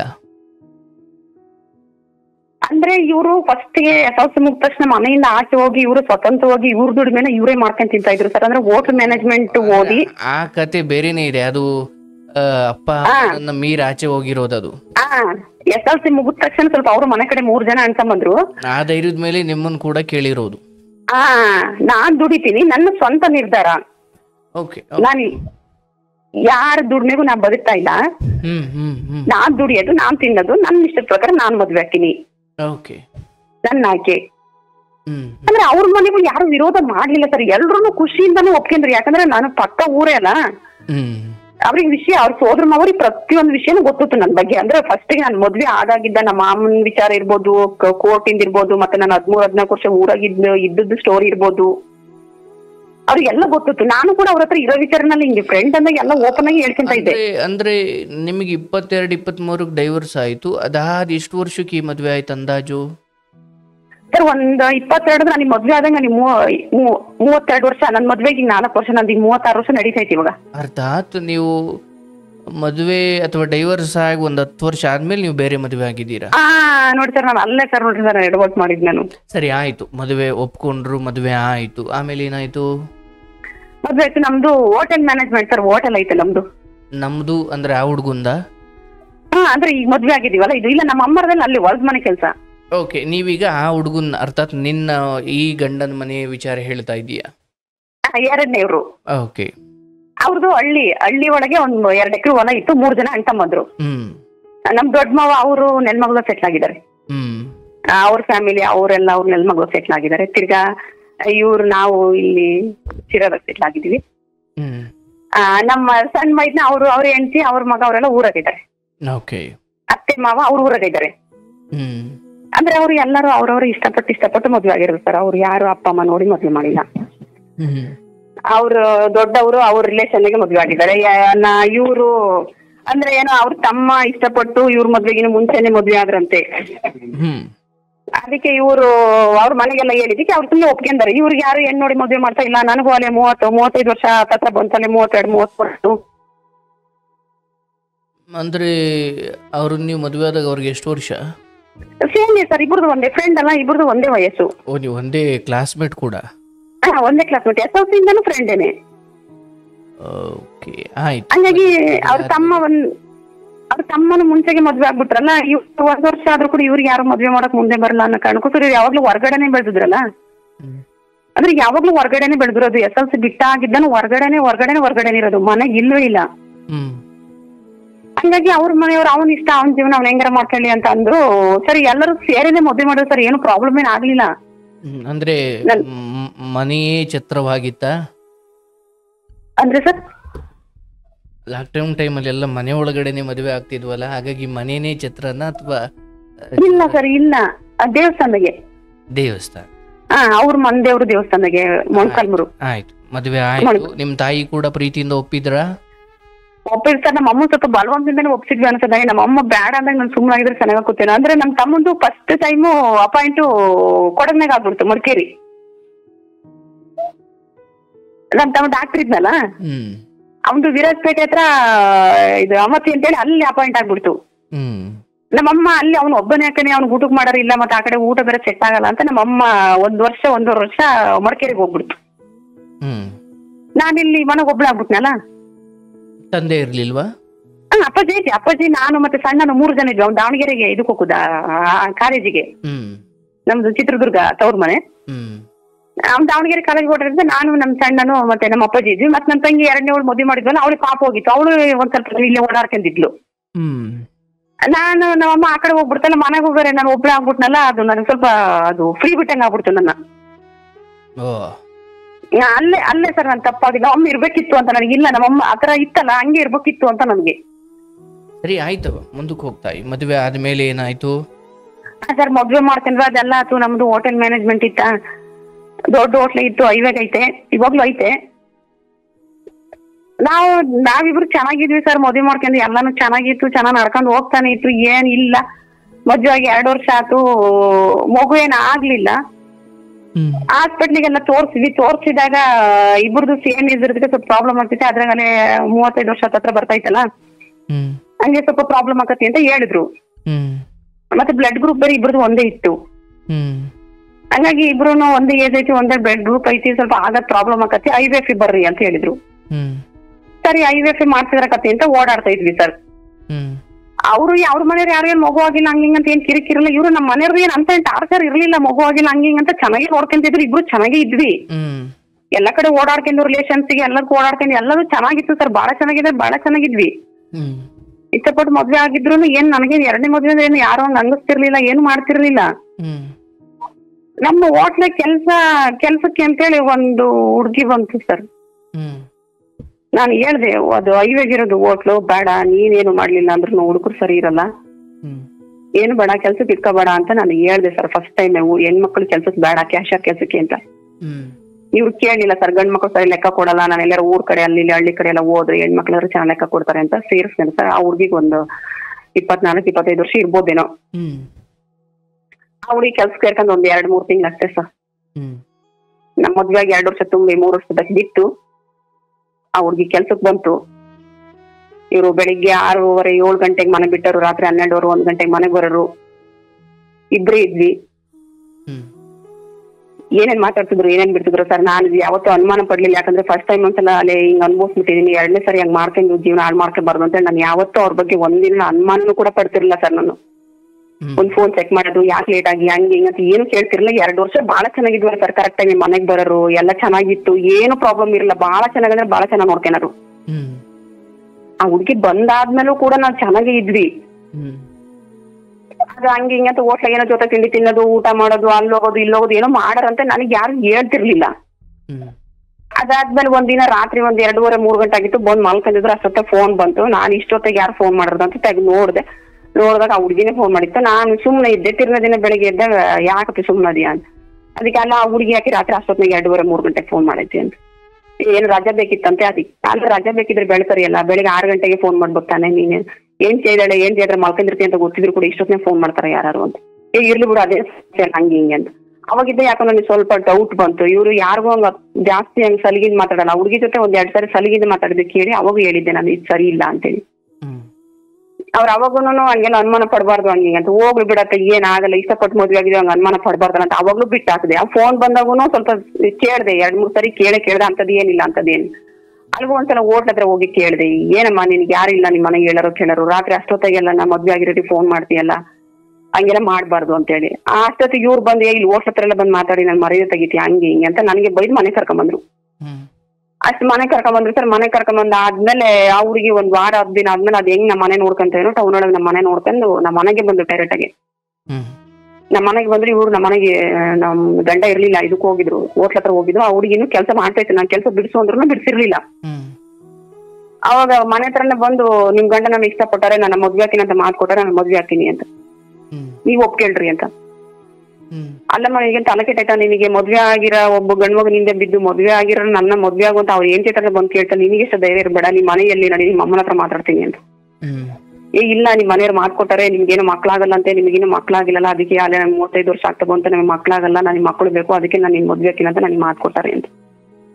ನಾನು ಹೇಳ್ದೆ ಸರ್, ಇರೋ ಪರಿಸ್ಥಿತಿನಲ್ಲಿ ಹೇಳಿದೆ, ನೋಡವ್ವ ನಾನು ಫಸ್ಟೇ ಒಂದ್ಸಲ ಹಿಂಗೆಲ್ಲ ಮದ್ವೆ ಆಗಿ ಇಷ್ಟೆಲ್ಲ ಕಷ್ಟಪಟ್ಟು ಬಂದಿದ್ದೀನಿ, ಬಹಳ ನೋಡ್ತೀನಿ ಬಂದಿನ ಜೀವನದಾಗೆ, ಈಗೇನೋ ನಾವ್ ಇಬ್ರು ಬಹಳ ಚೆನ್ನಾಗಿದೀವಿ, ನಮಗೆ ಮಕ್ಳು ಅನ್ನೋ ವಿಚಾರ ಮದ್ದೆ ಇಟ್ಕೊಂಡು ಏನ್ ಮಾತಾಡ್ಬೇಡ, ನೀನ್ ಏನೇನ್ ಮಾಡ್ಕೊಂಡಿದ್ಯೋ ಬಿಟ್ಟಿದ್ಯೋ ಗೊತ್ತಿಲ್ಲ, ಬಿಟ್ಬಿಡವ ನಮ್ಮನ್ನ ಅಂತ ಹೇಳಿದೆ ಸರ್. ನಾನು ಬೇರೆ ಮದುವೆ ಮಾಡ್ಕ, ಇವ್ರಿಂದ ಯಾಕೆ ಬಿದ್ದಿದ್ಯಾ, ಮತ್ತೆ ಈಗ ನೋಡು ನನಗೆ ಹೆಂಗ್ ಮಾಡ್ತಿದಾರೆ, ಫ್ರೆಂಡ್ ಆಗಿ ಇಷ್ಟಪಟ್ಟು ಮದುವೆ ಮಾಡ್ತಾರೆ, ನಾಳೆ ನಿನಗೆ ಏನಾರು ಮೋಸ ಮಾಡಲ್ಲ ಅಂತ ಏನ್ ಗ್ಯಾರಂಟಿ ಅಂತ ಎಲ್ಲಾ ತರದೂ ಬಿಡಿಸಿ ಸಮಾಧಾನ ನಮ್ಮನ್ನ ಕೂಗ್ಸಿ ಹೇಳಿ ಕಳ್ಸಿದೀನಿ ಸರ್ ನಾನು. ಅವ್ರಿಗೆ ಅರ್ಥನೇ ಮಾಡ್ಕೊಂಡಿಲ್ಲ ಸರ್. ಅವ್ರ ಅಮ್ಮಗೆ ವಿಷಯ ಗೊತ್ತಾಗಿ ಸ್ವಲ್ಪ ನಾನು ಯಾವಾಗ ಜೋರ್ ಮಾಡಕ್ ಸ್ಟಾರ್ಟ್ ಮಾಡಿದ್ರೆ ಅವಾಗಿಂದ ಸ್ವಲ್ಪ ವಿಷಯ ಆಚೆ ಬಂದಿರಲಿಲ್ಲ. ಆಮೇಲೆಲ್ಲ ವಿಷಯ ಆಚೆ ಬಂತು ಸರ್. ನಾನು ಎಲ್ಲ ನಮ್ಮ ಮನೆಗೆಲ್ಲ ಹೇಳ್ತೀನಿ ಅಂತ ನಾನು ಎಷ್ಟು ಹೇಳಿದ್ರು ಕೂಡ ನಾನು ಹೇಳ್ದೆ, ಅಲ್ಲಿ ನನ್ನ ತಮ್ಮಗೆ ಹೇಳಿದೆ, ನಮ್ಮ ಡಾಕ್ಟರ್ಗೆ ಅವನಿಗೆ ಹೇಳಿದೆ, ಮತ್ತೆ ನಾ ಹಿಂಗೆಲ್ಲ ಮಾಡ್ತಿದ್ರೆ ಏನ್ ಮಾಡಕು ಅಂತಂದು. ಬಿಡು ಆತ ಬುದ್ಧಿವಂತ ಐತೆ, ಸ್ವಲ್ಪ ಸರಿ ಮಾಡ್ಕೊಂತೈತೆ, ನಾವಾಗಿನ ಅವ್ರ ಮರ್ಯಾದಿನ ಆಚೆ ಆಗ್ತಾಕತ್ತೆ, ಏನು ಬೇಡ ನೋಡನ್ ಬಿಡು ಅಂತ ಅವ್ನು ಸ್ವಲ್ಪ ಈಗ ಸಡನ್ ಆಗಿ ನಾವು 2ನೇ ಮದುವೆ ಬೇರೆ ಮಾಡಿದೀವಿ ಅಂತ ಅವ್ರು ಸ್ವಲ್ಪ ಯೋಚನೆ ಮಾಡಿದ್ರು. ಅವ್ರ ಮನೆಗೆ ಅವ್ರ ಅಪ್ಪಾಜಿ, ಅವ್ರ ಅಮ್ಮ, ಅವ್ರ ಅಣ್ಣ ಎಲ್ರಿಗೂ ಹೇಳ್ದೆ ಸರ್, ಅವ್ರ ಕಡೆ ರಿಲೇಷನ್ ಎಲ್ರಿಗೂ ಹೇಳ್ದೆ, ಹಿಂಗ್ ಮಾಡ್ತಾ ಇದಾರೆ, ಆ ಹುಡುಗಿ ಜೊತೆ ಹಿಂಗ್ ಮಾತಾಡ್ತಿದಾರಂತೆ, ಏನೋ ಆ ಹುಡುಗಿ ನಮ್ಮ ಮನೆಗೆಲ್ಲ ಬಂದು ಕೇಳತ್ತೆ, ಹೇಳ್ರಿ ಅಂದ್ರೆ ಒಬ್ರು ಹೇಳಿಲ್ಲ ಸರ್. ಅವ್ರು ತಪ್ಪು ಒಬ್ರು ಹೇಳಿಲ್ಲ. ಇವ್ರು ನನಗೆ ನಾ ಕೇಳ್ದಾಗೆಲ್ಲ ಅಂತದ್ ಏನಿಲ್ಲ, ನೀನ್ 4 ಗೋಡೆ ಮಧ್ಯೆ ಕೂತು ಸುಮ್ನೆ ಅನುಮಾನ ಪಡ್ತೀಯ ಹಂಗೆ ಹಿಂಗೆ ಅಂತ ನನಗೆ ಏನಾನು ಹೇಳಿ ಬಾಯಿ ಮುಚ್ಚಿಸ್ತಾ ಇದ್ರು. ಅಲ್ಲಿಗೂ 2-3 ಸರಿ ನಾನು ಇಲ್ಲ ಊರಿಗೆ ಹೋಗ್ತೀನಿ, ನಾನು ಊರಿಗೆ ಹೋಗಿ ನಾನು ಒಂದ್ಸಲ ಬಹಳ ನೋಡ್ತೀನಿ, ನಾನು 2ನೇ ಸರಿ ನಾನು ಇದನ್ನೆಲ್ಲ ಒಪ್ಕೊಂಡು ಇರಕ್ ತಯಾರಿಲ್ಲ, ನನಗ್ ಬೇಡ, ನಾನು ಇರುವಾಗ್ಲೂ ಇನ್ನೊಬ್ಳಿಂದ ಹೋಗಿದ್ದೀನಿ ಅಂದ್ರೆ ನಾನು ಇನ್ನ ಅವಶ್ಯಕತೆ ಇಲ್ಲ, ನನ್ನ ಬಿಟ್ಬಿಡು ಅಂತ, ನನ್ನ ಬಿಡು, ನೀನ್ ಏನಾರು ಮಾಡ್ಕ ಅಂತ. ನಾನೇ ನಿನ್ನಿಂದ ಓಡ್ ಬಂದಿರಲಿಲ್ಲ, ನಾನು ಎಲ್ಲರೂ ಹೇಳಿ ಕೇಳಿ ಮದ್ವೆ ಆಗಿ ಬಂದಿದ್ದೀನಿ, ನೀನ್ ಹೆಂಗ್ ಕರ್ಕೊಂಡಿದ್ದೆ ಹಂಗ್ ಕರ್ಕೊಂಡೋಗಿ ನಮ್ಮ ಮನೆಗ್ ಬಿಡು ಅಂತ. ಇವತ್ತಿಗೂ ಈ ಕ್ಷಣಕ್ಕೂ ಅದೇ ಸರ್, ನಾನು ಇವತ್ತು ಸಂಜೆ ಕೂಡ ಅದನ್ನೇ ಕೇಳಿದ್ದೀನಿ, ನಾನು ಹೆಂಗ್ ಕರ್ಕೊಂಡ್ಬಂದಿ ಹೆಂಗ್ ಕರ್ಕೊಂಡು ನಮ್ಮ ಮನೆಗ್ ಬಿಟ್ಬಿಡು ಅಂತೇಳಿ. ಅಷ್ಟೇ ಹೇಳಿದ್ರು ಹಂಗೆ ಅದನ್ನ ಹಂಗಿಲ್ಲ ಹಿಂಗಿಲ್ಲ ಅನ್ಕೊಂತ ಹಂಗೆ ತಳ್ಳಾಡ್ಕಂತ 2-3 ತಿಂಗಳು ತಳ್ಳಿದ್ರು ಸರ್. ಈಗ 2 ವರ್ಷದಿಂದ ಈ ಪ್ರಾಬ್ಲಮ್ ಸ್ಟಾರ್ಟ್ ಆಗಿರೋದು. ಹಂಗೆ ತಳ್ಳಾಡ್ತಿದ್ರು. ನಮ್ಮ ಮನೆಗೂ ಹೇಳ್ದೆ, ನಮ್ಮ ಅಮ್ಮಗೆ ಸ್ವಲ್ಪ ಆರೋಗ್ಯ ಸರಿ ಇರ್ಲಿಲ್ಲ, ಹಂಗಾಗಿ ನಮ್ಮ ಅಮ್ಮಗೆ ಒಂದು ಬಿಟ್ಟು ಇನ್ನಿದ್ದರಿಗೆ ಎಲ್ಲರಿಗೂ ಹೇಳ್ದೆ. ನಮ್ಮ ಮಾವ ಒಬ್ರು ದೊಡ್ಡರಿದ್ರು, ಅವ್ರಿಗೊಬ್ರು ಬಿಟ್ಟು ಇನ್ನಿದ್ದರಿಗೆ ಎಲ್ಲರಿಗೂ ಹೇಳಿದ್ವಿ, ಬಿಡು ಸರಿ ಮಾಡ್ಕೊಂತ ಅಂತ. ಇವ್ರ ಅಂತದ್ ಏನಿಲ್ಲ ಅಂತ ಮೋಸ ಮಾಡ್ಕೊಂತ ಬಂದ್ ಸರ್. ಹುಡುಗಿ ಎಂಗೇಜ್ಮೆಂಟ್ ಅವ್ರ ಅಮ್ಮಗೆಲ್ಲ ವಿಷಯ ಗೊತ್ತಾದ್ಮೇಲೆ ಬೇರೆ ಕಡೆ ಮದುವೆ ಮಾಡ್ತೀವಿ ಅಂತ ಹೇಳಿ ಎಂಗೇಜ್ಮೆಂಟ್ ಎಲ್ಲ ಇನ್ನ 4-5 ದಿನ ಇದ್ದಾಗ ಹುಡುಗಿ ಮನೆ ಬಿಟ್ಟು ಹೋತು. ಮನೆ ಬಿಟ್ಟು ಹೋಗಿ ಮೇಲೆ ಅದು ಕೇಸ್ ಆಯ್ತು. ಅವ್ರಮ್ಮ ಕಂಪ್ಲೇಂಟ್ ಕೊಟ್ರು, ಕೇಸ್ ಆಯ್ತು. ಕೇಸ್ ಆದಾಗ ಫೋನ್ ಕಾಲ್ ಇಷ್ಟೆಲ್ಲ ತೆಗ್ಸಿ ನೋಡಿದಾಗ ನಮ್ ಗಂಡಂದೇ 3/4% ನಂಬರ್ ಇತ್ತು. ನಂಬರ್ ಇದ್ದಕ್ಕೆ ಅವ್ರು ಡೈರೆಕ್ಟ್ ಆಗಿ ಪೊಲೀಸ್ ಅವ್ರು ಇವ್ರನ್ನೇ ಟಾರ್ಗೆಟ್ ಮಾಡಿದ್ರು, ನೀವೇ ಜಾಸ್ತಿ ಮಾತಾಡಿರೋದು, ನಿಮ್ಗೆ ಗೊತ್ತಿರುತ್ತೆ ವಿಷಯ ಅಂತ. ಅದು ಸತ್ಯನೂ ಕೂಡ ಆಗಿತ್ತು ಸರ್. ಇವರೇ ಹುಡುಗಿನ ಮನೆಯಿಂದ ಆಚೆ ಕಳಿಸಿ ಇವರೇ ಎಲ್ಲೋ ರೂಮ್ ಮಾಡಿ ಇಟ್ಟು ಬಹಳ ಕತೆ ಮಾಡ್ಬಿಟ್ರು, ಅಂದ್ರೆ ಬಹಳ ಕತೆ ಮಾಡ್ಬಿಟ್ರು ಸರ್. ಆ ಹುಡುಗಿ ಈ ಲಾಡ್ಜ್ಗಳಿಗೆಲ್ಲ ಇಟ್ಟು 2-3 ತಿಂಗಳ ಗಟ್ಲೆ ನಾವ್ ಕೇಳಿದ್ರ ಅಂತದ್ ಏನಿಲ್ಲ, ಹುಡುಗಿ ಎಲ್ಲಿ ಓಡಕತ್ತ ಗೊತ್ತಿಲ್ಲ, ಹಂಗೆ ಹಿಂಗೆ ಅಂತ. ಅವ್ರಮ್ಮ ನಮ್ಮನೆ ಹತ್ರ ಎಲ್ಲ ಬಂದು ನಮ್ಮನೆಗೆಲ್ಲ ಕೇಳಿ, ನಿನಗ್ ಗೊತ್ತೈತಿ, ನಿನಗ್ ಫೋನ್ ಮಾಡ್ತಾಳ ಅವಳು ನಿನ್ನೆ ನಂಬ್ಕೊಂಡು ಹೋಗಿರೋದು, ಎಂಗೇಜ್ಮೆಂಟ್ ಎಲ್ಲ ಬಿಟ್ಟು ಮದ್ವೆ ಎಲ್ಲ ನಾವು ಬಟ್ಟೆ ಎಲ್ಲ ತೆಗ್ಸಿ ಎಲ್ಲ ಮಾಡಿದ್ವಿ, ನಾನು 4-5 ದಿನ ಎಂಗೇಜ್ಮೆಂಟ್ ಇತ್ತು. ಆಯಮ್ಮ ನಮ್ಮನೆ ಹತ್ರ ಎಲ್ಲ ಬಂದು ನಮ್ಮನೆಗೆಲ್ಲ ಮಾತಾಡಿ ಅಷ್ಟೆಲ್ಲ ಕತೆ ಮಾಡಿರ್ತಾರೆ. ಅವಾಗ್ಲೂ ಕೂಡ ನಾನು ಬಿಡತ್ತ ಹೋಗ್ಲಿ, ನಾನು ಒಂದ್ಸಲ ನೋಡ್ತಿದ್ದೀನಿ, ಇನ್ನೊಂದ್ಸಲ ನಂಗೆ ಮಾಡ್ಕೋಬಾರ್ದು ಅಂತೇಳಿ ಏನಾರ ಮಾಡ್ಕೊಳ್ಳ ತೆಗಿ ಎಲ್ಲ ಓಡೋಗಿದ್ದಾಳ ಅಂತಾರೆ ಅಂತ ನಾನು ಅವಾಗೂನು ನಮ್ಮ ಮನೆಯವ್ರಿಗೆ ಹೇಳಿದ್ರೆ ಅವಾಗೂ ತಲೆ ಕೆಡಿಸ್ಕೊಳ್ಳಿಲ್ಲ. ಅವ್ರ ಅಪ್ಪ ಅಮ್ಮ ಅವ್ರಿಗೆ ಹೇಳಿದ್ರು ತಲೆ ಕೆಡಿಸ್ಕೊಳ್ಳ ಸರ್. ನಾನು ಒಬ್ಬಳೆ ದಿನ ಜಾಗ ಅಪ್ಪಗಳ ಹಂಗೆ ಮಾಡ್ಕೊಂತ ತಳ್ಳಾಡ್ದೆ. ಕಂಪ್ಲೇಂಟ್ ಕೊಡ್ತೀನಿ, ನನ್ನ ಮನೆಯವ್ರ ಕರೆಸ್ತೀನಿ, ಅದನ್ನ ರಿಕ್ಷಾ ಕುಡಿಸ್ತಾ ಇರ್ತೀನಿ, ನಾನು ಏನ್ ಹಾಕೊಂತೀನಿ, ಹಂಗೆ ಹಿಂಗೆ ನಾನು ಮನೆ ಬಿಟ್ಟು ಹೋಗ್ತೀನಿ, ನಾನೇ ಹೋದ್ರೆ ನೀನ್ ಒಬ್ಬಳೆ ಅದ್ ಹೆಂಗಿರ್ತಿ ಇರು, ಹಂಗೆಲ್ಲ ಬ್ಲಾಕ್ ಮೇಲ್ ಮಾಡ್ಕೊಂತ ನನ್ನ ಸುಮ್ಮನೆ ಬಾಯಿ ಮುಚ್ಚಿಸಿದ್ರು ಸರ್. ಆ ಹುಡುಗಿ ಮನೆ ಬಿಟ್ಟು ಹೋಗಿದ್ದು ಇವರಿಂದಾನೆ, ಆ ಹುಡುಗಿನ ಇಟ್ಟಿದ್ದು ಇವ್ರೇನೆ. ಕೊನೆಗೆ ಮದುವೆ ಮಾಡ್ಕೊಂಡು ಕರ್ಕೊಂಬಂದ್ರು ಸರ್. ಮದುವೆ ಮಾಡ್ಕೊಂಡು ಅವ್ರು ಹೇಳ್ತಾರೆ ಸರ್, ಮದುವೆ ಮಾಡ್ಕೊಂಡು ಕರ್ಕೊಂಬಂದ್ವಿ ಅಂತ. ಯಾರು ಮದುವೆ ಮಾಡಿದ್ರೋ ಏನೋ ಗೊತ್ತಿಲ್ಲ, ಒಟ್ಟಿಗೆ ಬೇರೆ ಮನೆ ಮಾಡಿ ಇಟ್ಟಿದ್ದಾರೆ, ಬೇರೆ ಮನೆ ಮಾಡಿ ಇಟ್ಟಿದ್ದಾರೆ. ಅವ್ರ ಫ್ಯಾಮಿಲಿನೆಲ್ಲ ಒಪ್ಸಿದ್ದಾರೆ. ಈಗ ಅವ್ರ ಮನೆಯವ್ರಿಗೆ ಅನ್ಬೇಕು, ನಮ್ಮ ಮನೆಯವ್ರಿಗೆ ಅನ್ಬೇಕು, ನಾನೇ ತಪ್ಪು ಮಾಡ್ಕೊಂಡೆ ಅಂತ ಪಶ್ಚಾತ್ತಾಪ ಪಡ್ಬೇಕು, ಒಂದು ಗೊತ್ತಾಗ್ತಿಲ್ಲ ಸರ್. ಡಾಕ್ಟರ್ ನೋಡಿದ್ರೆ ಇಲ್ಲೆಲ್ಲ ಹಾಸ್ಪಿಟ್ಲಿಗೆಲ್ಲ ತೋರಿಸ್ತಿದಾಗ ಇವ್ರದೇ ಸ್ಪರ್ಮ್ ಕೌಂಟ್ ಫುಲ್ ಕಡಿಮೆ ಬಂದೈತೆ ಸರ್. ನನ್ನ ತಮ್ಮಗೂ ತೋರಿಸಿದಾಗ ಅವನು ಹೇಳ್ದ ಬರೀ 4 ಪಾಯಿಂಟ್ ಅಷ್ಟೇ ಬಂದೈತಿ ಕೌಂಟು. ಅವಳಿಗೇನೋ ಹೆಂಗೋ ಇಂಜೆಕ್ಷನ್ ಅವೆಲ್ಲ ಕೊಟ್ಟು ಮಾಡ್ಬೋದು, ಅವಳದೇನು ಪ್ರಾಬ್ಲಮ್ ಇಲ್ಲ, ನಿಮ್ದೇ ಬಹಳ ಪ್ರಾಬ್ಲಮ್. ಡ್ರಿಂಕ್ಸ್ ಎಲ್ಲ ಮಾಡ್ತಾರೆ ಸರ್, ಡ್ರಿಂಕ್ಸ್ ಸ್ಮೋಕ್ ಎಲ್ಲ ಹ್ಯಾಬಿಟ್ ಐತೆ, ಸ್ವಲ್ಪ ಕಂಟ್ರೋಲ್ ಮಾಡ್ಕೊಂಡ್ರೆ ಅಂದ್ರು ಕೇಳಲ್ಲ. ಮತ್ತೆ ಡ್ರೈವಿಂಗ್ ಎಲ್ಲ ಮಾಡ್ತಾರೆ, ಲಾಂಗ್ ಡ್ರೈವ್ ಎಲ್ಲ. ಕಾರ್ ಐತೆ, ಆ ಕಾರ್ ಓಡಿಸೋದೆಲ್ಲ ಸ್ವಲ್ಪ ಬಿಡ್ರಿ ಅಂತ ಹೇಳಿದ್ರು, ಕೇಳಲಿಲ್ಲ. ಅದ್ ಹೆಂಗೋ ಸರ್ ನನಗೆ ಗೊತ್ತೇ ಆಗಲ್ಲ, ಅದು ಏನಾಗತ್ತೆ ಏನ್ ಬೇಡತ್ತಂತ ಗೊತ್ತಿಲ್ಲ. ನಾವು ಕಾಣದೇ ಇರೋದು ಮಾತಾಡ್ಬಾರ್ದು. ಅವ್ರಿಗೆಲ್ಲ ಈಗ ಒಂದ್ ಹೆಣ್ಮಗು ಆಗೈತೆ ಸರ್, ಆ ಹುಡ್ಗಿಗೆ ಹೆಣ್ಮಗು ಹೆಣ್ಮಗು ಆಗೈತೆ ಸರ್, 1 ವರ್ಷ ಆತಲ್ಲೇನ. ಅಂದ್ರೆ ನಿಮ್ ಗಂಡಂದೇನ? ಅದೇ ಹೇಳಿದ್ನಲ್ಲ ಸರ್, ಕೌಂಟ್ ನೋಡ್ರೆ ಫುಲ್ ಕಡಿಮೆ ಬಂದೈತೆ. ಅವ್ರು ನೋಡಿದ್ರೆ ಹಂಗ ಅಂತಾರೆ. ಅದು ನನಗೆ ಏನ್ ಮಾತಾಡೋ ಆ ವಿಚಾರದ ಬಗ್ಗೆ ಕಾಣದೆ ನಾನು ಏನು ಮಾತಾಡ್ಬಾರ್ದು. ಆದ್ರೆ ನನಗೆ ಆ ಮೆಡಿಕಲ್ ರಿಪೋರ್ಟ್ ಎಲ್ಲ ನೋಡಿದ್ರೆ ನಾನು ಅವ್ರ ಮುಖದ ಮೇಲೆ ಕೇಳಿದೀನಿ, ಕೌಂಟ್ ನೋಡಿದ್ರೆ ಬರೀ 4 ಪಾಯಿಂಟ್ ಐತೆ, ಡಾಕ್ಟರ್ ಯಾವ ಕಾರಣಕ್ಕೂ ನ್ಯಾಚುರಲ್ ಆಗಿ ಆಗಲ್ಲ, ಇಂಜೆಕ್ಷನ್ ತಗೋಬೇಕು ನೀವು ಅಂತ ಇಬ್ರು ಕೂರ್ಸಿ ಮಾತಾಡಿದ್ದಾರೆ. ಇದು ಎಲ್ಲಿಂದ ಆತು ಅಂತ ಕೇಳಿದ್ರೆ ಹಂಗೆ ಹಿಂಗೆ ಅಂತ ನನಗೆ ಏನೇನೋ ಹೇಳಿ ಬಾಯಿ ಬಾಯಿ ಮುಚ್ಚಿದ್ರು. ಅಂದ್ರೆ ನಾನು ಮದುವೆ ಆಗಿದ್ದೀನಿ ಅನ್ನೋದ್ರನ್ನ ಖಚಿತವಾಗಿ ಕಾನ್ಫಿಡೆಂಟ್ ಆಗಿ ಹೇಳ್ತಾರ? ಹೇಳ್ತಾರೆ ಸರ್ ನಿಮ್ ಮುಂದೆ ಹೇಳ್ತಾರೆ, ನನಗೆ ಮಕ್ಕಳು ಬೇಕಿತ್ತು, ಆಗಿದ್ದೀನಿ ಅಂತ. ಅದಕ್ಕೆ ನಾನ್ ಹೇಳಿದ್ರೆ ಮತ್ತೆ ಸುಮ್ಮನೆ ನನ್ನ ನಂಬಿಸಿ ಯಾಕೆ ಮೋಸ ಮಾಡಿದೆ, ನನ್ನ ಪಾಡಿಗೆ ನಾನು ಇದ್ನಲ್ಲ. ಈಗ ನಾನು ಅಲ್ಲಿ ಈಗ ಅವರು ಬೇಡ ಅಂತ ಅಂದ್ರು, ಮನೆಗೆ ಮಗನ್ ತರ ಇದೆಯಾ ಇದ್ಬಿಡು ಅಂತ. ನಾನು ಅವ್ರನ್ನ ಬಿಟ್ಟು ನಿನ್ನ ನಂಬಿ ನಿನ್ನಿಂದ ಬಂದೆ. ಆದ್ರೆ ಈಗ ನೀನು ಮಕ್ಕಳು ಅನ್ನೋ ಒಂದ್ ರೀಸನ್ ಇಟ್ಕೊಂಡು ನನಗಿಷ್ಟು ಮೋಸ ಮಾಡ್ದೆಯಲ್ಲ. ಈಗ ಅವ್ರ ಫ್ಯಾಮಿಲಿ ಎಲ್ಲ ಒಪ್ಕೊಂಡ್ಬಿಟ್ರೆ ಸರ್, ಈಗ ಮಗು ಆಗ್ಬಿಟ್ಟೈತೆ, ಅವ್ರೆಲ್ಲ ಒಪ್ಕೊಂಡಾರೆ. ಈಗ ಅವ್ರ ಫ್ಯಾಮಿಲಿಗೆ ನಾನ್ ಲೆಕ್ಕ ಇಲ್ಲ ಸರ್. ಈಗ ಅವ್ರ ಕಡೆ ಯಾರು ಮೊದ್ಲೆಲ್ಲ ದಿನ ಫೋನ್ ಮಾಡೋದು, ಮಾತಾಡೋದು, ಪ್ರತಿಯೊಂದು ಫಂಕ್ಷನ್ ಏನಿದ್ರು ಎಲ್ಲದಕ್ಕೂ ಕರೆಯೋದು ಮಾಡೋದು. 2 ವರ್ಷ ಬಹಳ ಚೆನ್ನಾಗಿ ಅಂದ್ರೆ ಬಹಳ ಚೆನ್ನಾಗಿದ್ರು ಸರ್. ಅವಾಗ ಎಷ್ಟು ಚೆನ್ನಾಗಿದ್ರಲ್ಲ, ಈಗ ಅಷ್ಟೇ ತಿರಸ್ಕಾರ ಮಾಡ್ಬಿಟ್ಟಾರೆ. ಯಾರು ಒಂದ್ ಫೋನ್ ಮಾಡಲ್ಲ, ಕರೆಯಲ್ಲ. ಇವ್ರೇನ್ ಮನೆ ಮಾಡಿಟ್ಟಾರಲ್ಲ, ಬರೀ ಎಲ್ಲ ಅಲ್ಲಿಗೆ ಬರೋದು, ಅಲ್ಲಿಗೆ ಹೋಗೋದು, ಎಲ್ಲ ಹಂಗೆ ಮಾಡ್ತಾರೆ. ಅದು ಒಂದೇ ಊರಾಗೆ ಮನೆ ಮಾಡಿಟ್ಟಾರೆ ಸರ್. ಇಲ್ಲಿ ಗಂಡನ ಕಡೆಯವರು, ಆ ಹೆಣ್ಣಿನ ಕಡೆಯವರು ಒಪ್ಕೊಂಡವ್ರ? ಎಲ್ಲರೂ ಒಪ್ಕೊಂಡಾರೆ ಸರ್, ಎಲ್ಲರೂ ಚೆನ್ನಾಗಿದ್ದಾರೆ. ಅವ್ರು 2 ಫ್ಯಾಮಿಲಿ ಅವ್ರು ಬಹಳ ಚೆನ್ನಾಗಿದ್ದಾರೆ. ನಮ್ಮ ಮನೆಯವ್ರು ನಾವೇ ದೂರ ಆಗಿರೋದು. ಇವಾಗ ನಮ್ಮ ಮನೆಗಂತೂ ಇವಾಗ ಬಹಳ ನೋವು ತಿಂತದಾರೆ ಸರ್. ನಾನ್ ಮಾಡಿದ್ ಒಂದ್ ತಪ್ಪಿಗೆ ನಾನು ನೋವು ಅನ್ಬಸ್ತದಲ್ದು, ಈಗ ಅವ್ರಿಗೂ ನೋವು ಕೊಡ್ತಾ ಇದೀನಿ. ಈಗ ಬಿಟ್ಟು ಹೋಗ್ಬಿಡೋಣ ಅಂತ ಬಹಳ ಸರಿ ಯೋಚನೆ ಮಾಡ್ತೀನಿ. ಆದ್ರೆ ಈಗ ನಮ್ಮಮ್ಮ ಇವಾಗ ಬೇರೆ ಅವ್ರದ್ದು ಹೆಲ್ತ್ ಸರಿ ಇಲ್ಲ ಸರ್, ಸ್ವಲ್ಪ ವೈಟ್ ಬ್ಲಡ್ ಎಲ್ಲ ಕಡಿಮೆ, ಫುಲ್ ವೀಕ್ ಆಗ್ಬಿಟ್ಟೈತೆ. ಅವ್ರು ಬೇಡ ಅಂದ್ರು ಅವ್ರು ಇರೋದ ಕಡೆಗೆ ಮದುವೆ ಮಾಡ್ಕೊಂಡ್ ಬಂದ್ನಲ್ಲ, ಈಗ ಹೆಂಗ್ ಮಾಡೋಣ, ಈಗ ಹೋದ್ರೆ ಈಗ ನನ್ ತಮ್ಮರು ನಮ್ಮ ಅಣ್ಣರು ಎಲ್ಲರೂ ಹೇಳ್ತಾರೆ ಅವ್ನ್ ಸರಿ ಹೋಗಲ್ಲ ಬಂದ್ಬಿಡು ಅಂತ. ಇವ್ರಿಗೆ ಕೇಳ್ತಾ ಇದೀನಿ, ಇಷ್ಟೆಲ್ಲ ಆದ್ಮೇಲೆ ನೀನು ಇಷ್ಟು ಮಾಡ್ಕೊಂಡ್ ನಿಮ್ಮಲ್ಲಿ ನಿನ್ ಜೊತೆಗಿದ್ರೆ ನನ್ ಬದುಕಿಗೆ ಅರ್ಥ ಇರಲ್ಲ, ನನ್ನ ನಮ್ಮ ಮನೆ ಕಳ್ಸಿ ಬಂದ್ಬಿಡು. ಈಗ ನಾನಾಗಿ ನನ್ ಬಿಟ್ಟು ಹೋದ್ರೆ ನೋಡು, ಅಲ್ಲಿ ಸೋದರ ಮಾವ ಅಂತ ಕೊಟ್ಟು ಮಾಡಿದ್ವಿ, ಅಲ್ಲೂ ನೆಟ್ಟು ಬಾಳ್ ಮಾಡಕ್ ಆಗ್ಲಿಲ್ಲ. ಜನ ಕಂಡದನ್ನ ಮಾತಾಡ್ತಾರೆ, ಸತ್ಯ ಯಾರು ತಿಳ್ಕೊಳಕ್ ಪ್ರಯತ್ನ ಪಡಲ್ಲ. ಈಗ ನಾನಾಗ ಮತ್ತೆ ಬಿಟ್ಟು ಹೋದ್ರೆ ನನಗ್ ಅದನ್ನೇ ಅಂತಾರೆ, ನೋಡು ಅಲ್ಲೂ ಹಂಗೆ ಆತು, ಇಲ್ಲೂ ಹಂಗೆ ಆತು ಅಂತ. ನನಗೇನು ಕೊಡ್ಬೇಡ, ನನ್ ಪಾಡಕ್ ಬಿಟ್ಬಿಡು. ಹೆಂಗೆ ನಮ್ಮ ಮನೆಗ್ ನನ್ನ ಕೇಳಿ ಮದ್ವೆ ಮಾಡ್ಕೊಂಡ್ ಬಂದಿದ್ಯಲ್ಲ, ಅದೇ ತರ ನನ್ನ ಕರ್ಕೊಂಡೋಗಿ ನಮ್ಮ ಮನೆಗ್ ಬಿಡು. ನೀನ್ ಹೆಂಗಾರು ಮಾಡ್ಕ, ನಾನು ಯಾವತ್ತೂ ನಿನ್ ಲೈಫಿಗೂ ಕೂಡ ಬರಲ್ಲ ಅಂತ. ಅವ್ರು ಬಿಟ್ಟು ಬರಲ್ಲಂತೆ ಸರ್, ಅವ್ರ ಜೊತೆಗೆ ಇರ್ಬೇಕಂತೆ. ನಾನು ಅವ್ರು ಬಿಟ್ಟು ಬರಲ್ಲ ಅಂತ, ನನ್ ಜೊತೆಗೆ ಇರ್ಬೇಕಂತೆ, ಸಾಯ ತನಕ ನಾನು ಅವ್ರ ಜೊತೆಗೇನೆ ಇರ್ಬೇಕಂತ. ಅಂದ್ರೆ ಆ ಹೆಣ್ಣನ್ನು ನೀನು ಒಪ್ಕೊಳ್ಬೇಕು ಅಂತ? ಅವಳು ಬೇಕಂದ್ರೆ ನಾನು ಬೇಕಂತೆ.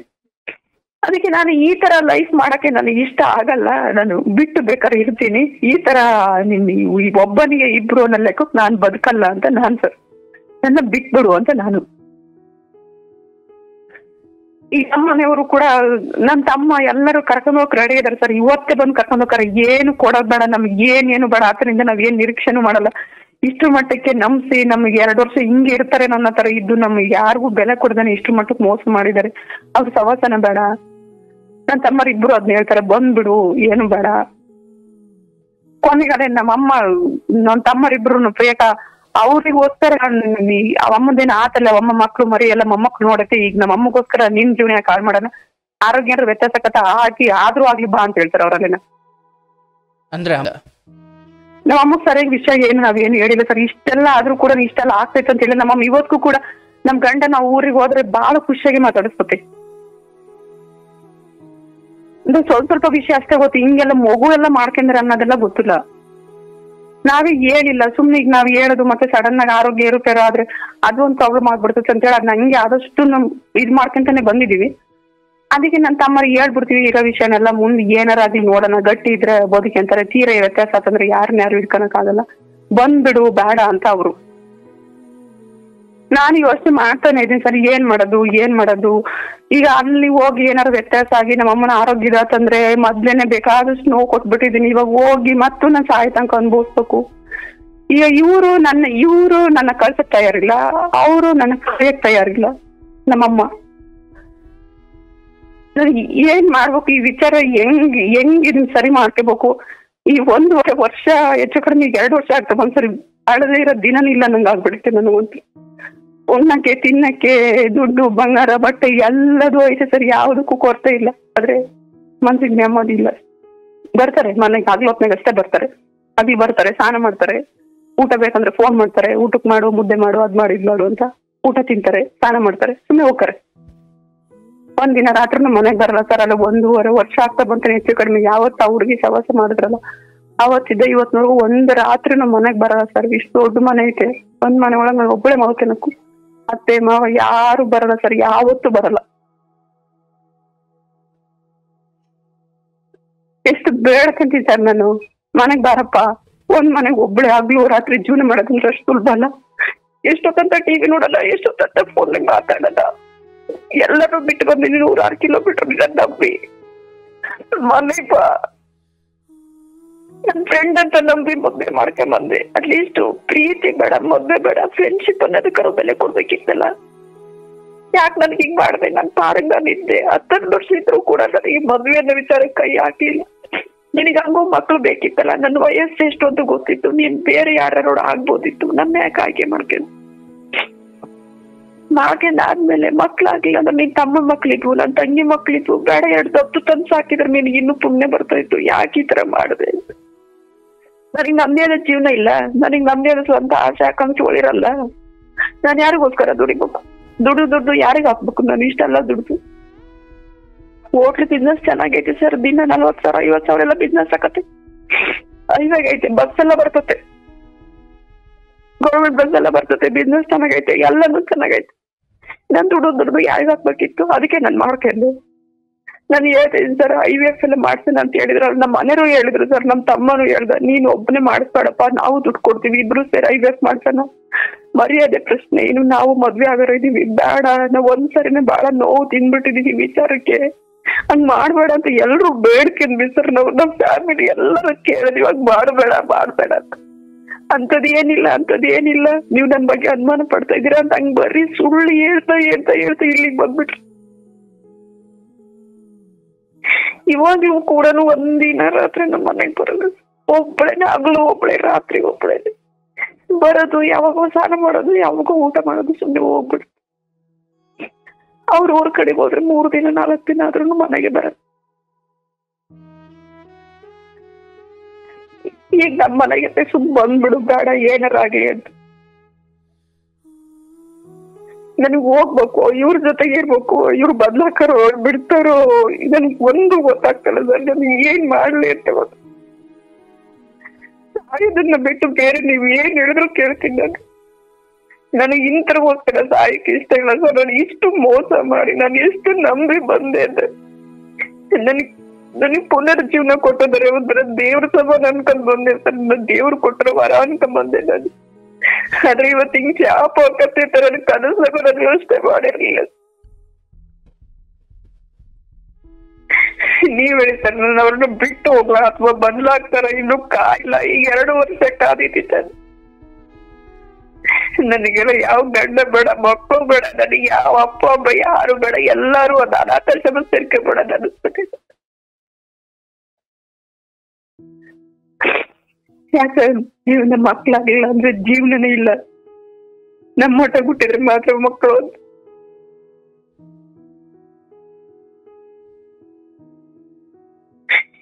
ನನಗೆ ಎಂತ ತಪ್ಪು ಮಾಡ್ಕೊಂಡ್ಬಿಡ್ತಾ ಇದ್ರೆ ನಾನು ಬಹಳ ದೊಡ್ಡ ತಪ್ಪು ಮಾಡ್ಕೊಂಡ್ಬಿಟ್ಟೆ. ನನ್ನ ನೆಮ್ಮದಿಗೆ ನಾನೇ ಹಾಳು ಮಾಡ್ಕೊಬೇಕು. ದೇವ್ರು ನಿನಗೆ ಯಾವ ಗೊಂದಲನು ಬೇಡ, ಯಾವ ಗಂಡ ಬೇಡ, ಮಕ್ಕಳು ಬೇಡ, ಸುಮ್ನೆ ಇದ್ಬಿಡು ಅಂತ ಅಂದ್ ನಾನಾಗಿ ನಾನ್ ನಂಬಿ ಮದ್ವೆ ಮಾಡ್ಕೊಂಡು ಇವಾಗ ಎಷ್ಟು ನೋವು ತಿಂತ ಇದೀನಿ ಅಂತಂದ್ರೆ ಒಂಟಿ ಆಗ್ಬಿಟ್ಟಿದೀನಿ ಸರ್. ಅಷ್ಟು ಜನ ಇದ್ರು ಕೂಡ ನಾನು ಒಬ್ಬಳೆ ಆಗ್ಬಿಟ್ಟಿದೀನಿ.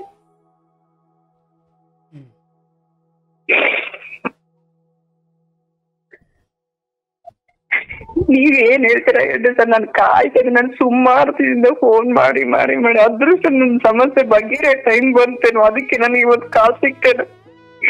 ನೀವೇನ್ ಹೇಳ್ತೀರ? ಕಾಯಮ್ಮ ಅವ್ನ್ ಬರ್ಲಕ್ಕನೆ ಅಂದ್ರೆ ಕಾಯ್ತೀನಿ ಸರ್. ಇಲ್ಲಮ್ಮ ಬಿಟ್ಟು ಹೋಗ್ಬಿಡು ಅಂದ್ರೆ ನಾನು ಹೋಗ್ ನನ್ ಜೀವನ ನೋಡ್ಕೊತೀನಿ ಸರ್. ನಾನು ಟೈಲರಿಂಗ್ ಬರ್ತತೆ, ನಾನು ಊರಾಗಿದ್ದಾಗ ಬಟ್ಟೆ ಹೊಲಿತಾ ಇದ್ದೆ. ಇವಾಗ್ಲೂ ನಾನು ಊರಿಗೆ ಹೋಗೋ ಮಿಷಿನ್ ಇಟ್ಕೊಂಡು ನನ್ನ ಜೀವನ ನೋಡ್ಕೊತೀನಿ ಸರ್. ನನಗ್ ಒಂದೇ ನೋವು ಅಂದ್ರೆ ಈ ಮನುಷ್ಯ ನನ್ನ ಫ್ರೆಂಡ್ ಅಂತ ನಂಬಿಸಿ ಕರ್ಕೊಂಡ್ಬಂದು ನನಗೆ ಎಷ್ಟು ಮೋಸ ಮಾಡ್ಬಿಟ್ಟು.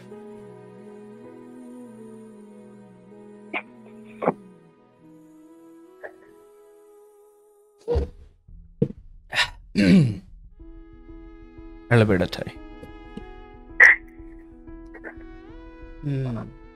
ಈಗ ಅವ್ರ ಕಡೆಯವ್ರು ಯಾರು ನಿನ್ ಮನೆಗ್ ಬರಲ್ಲ ಸರ್, ಯಾರು ಬರಲ್ಲ.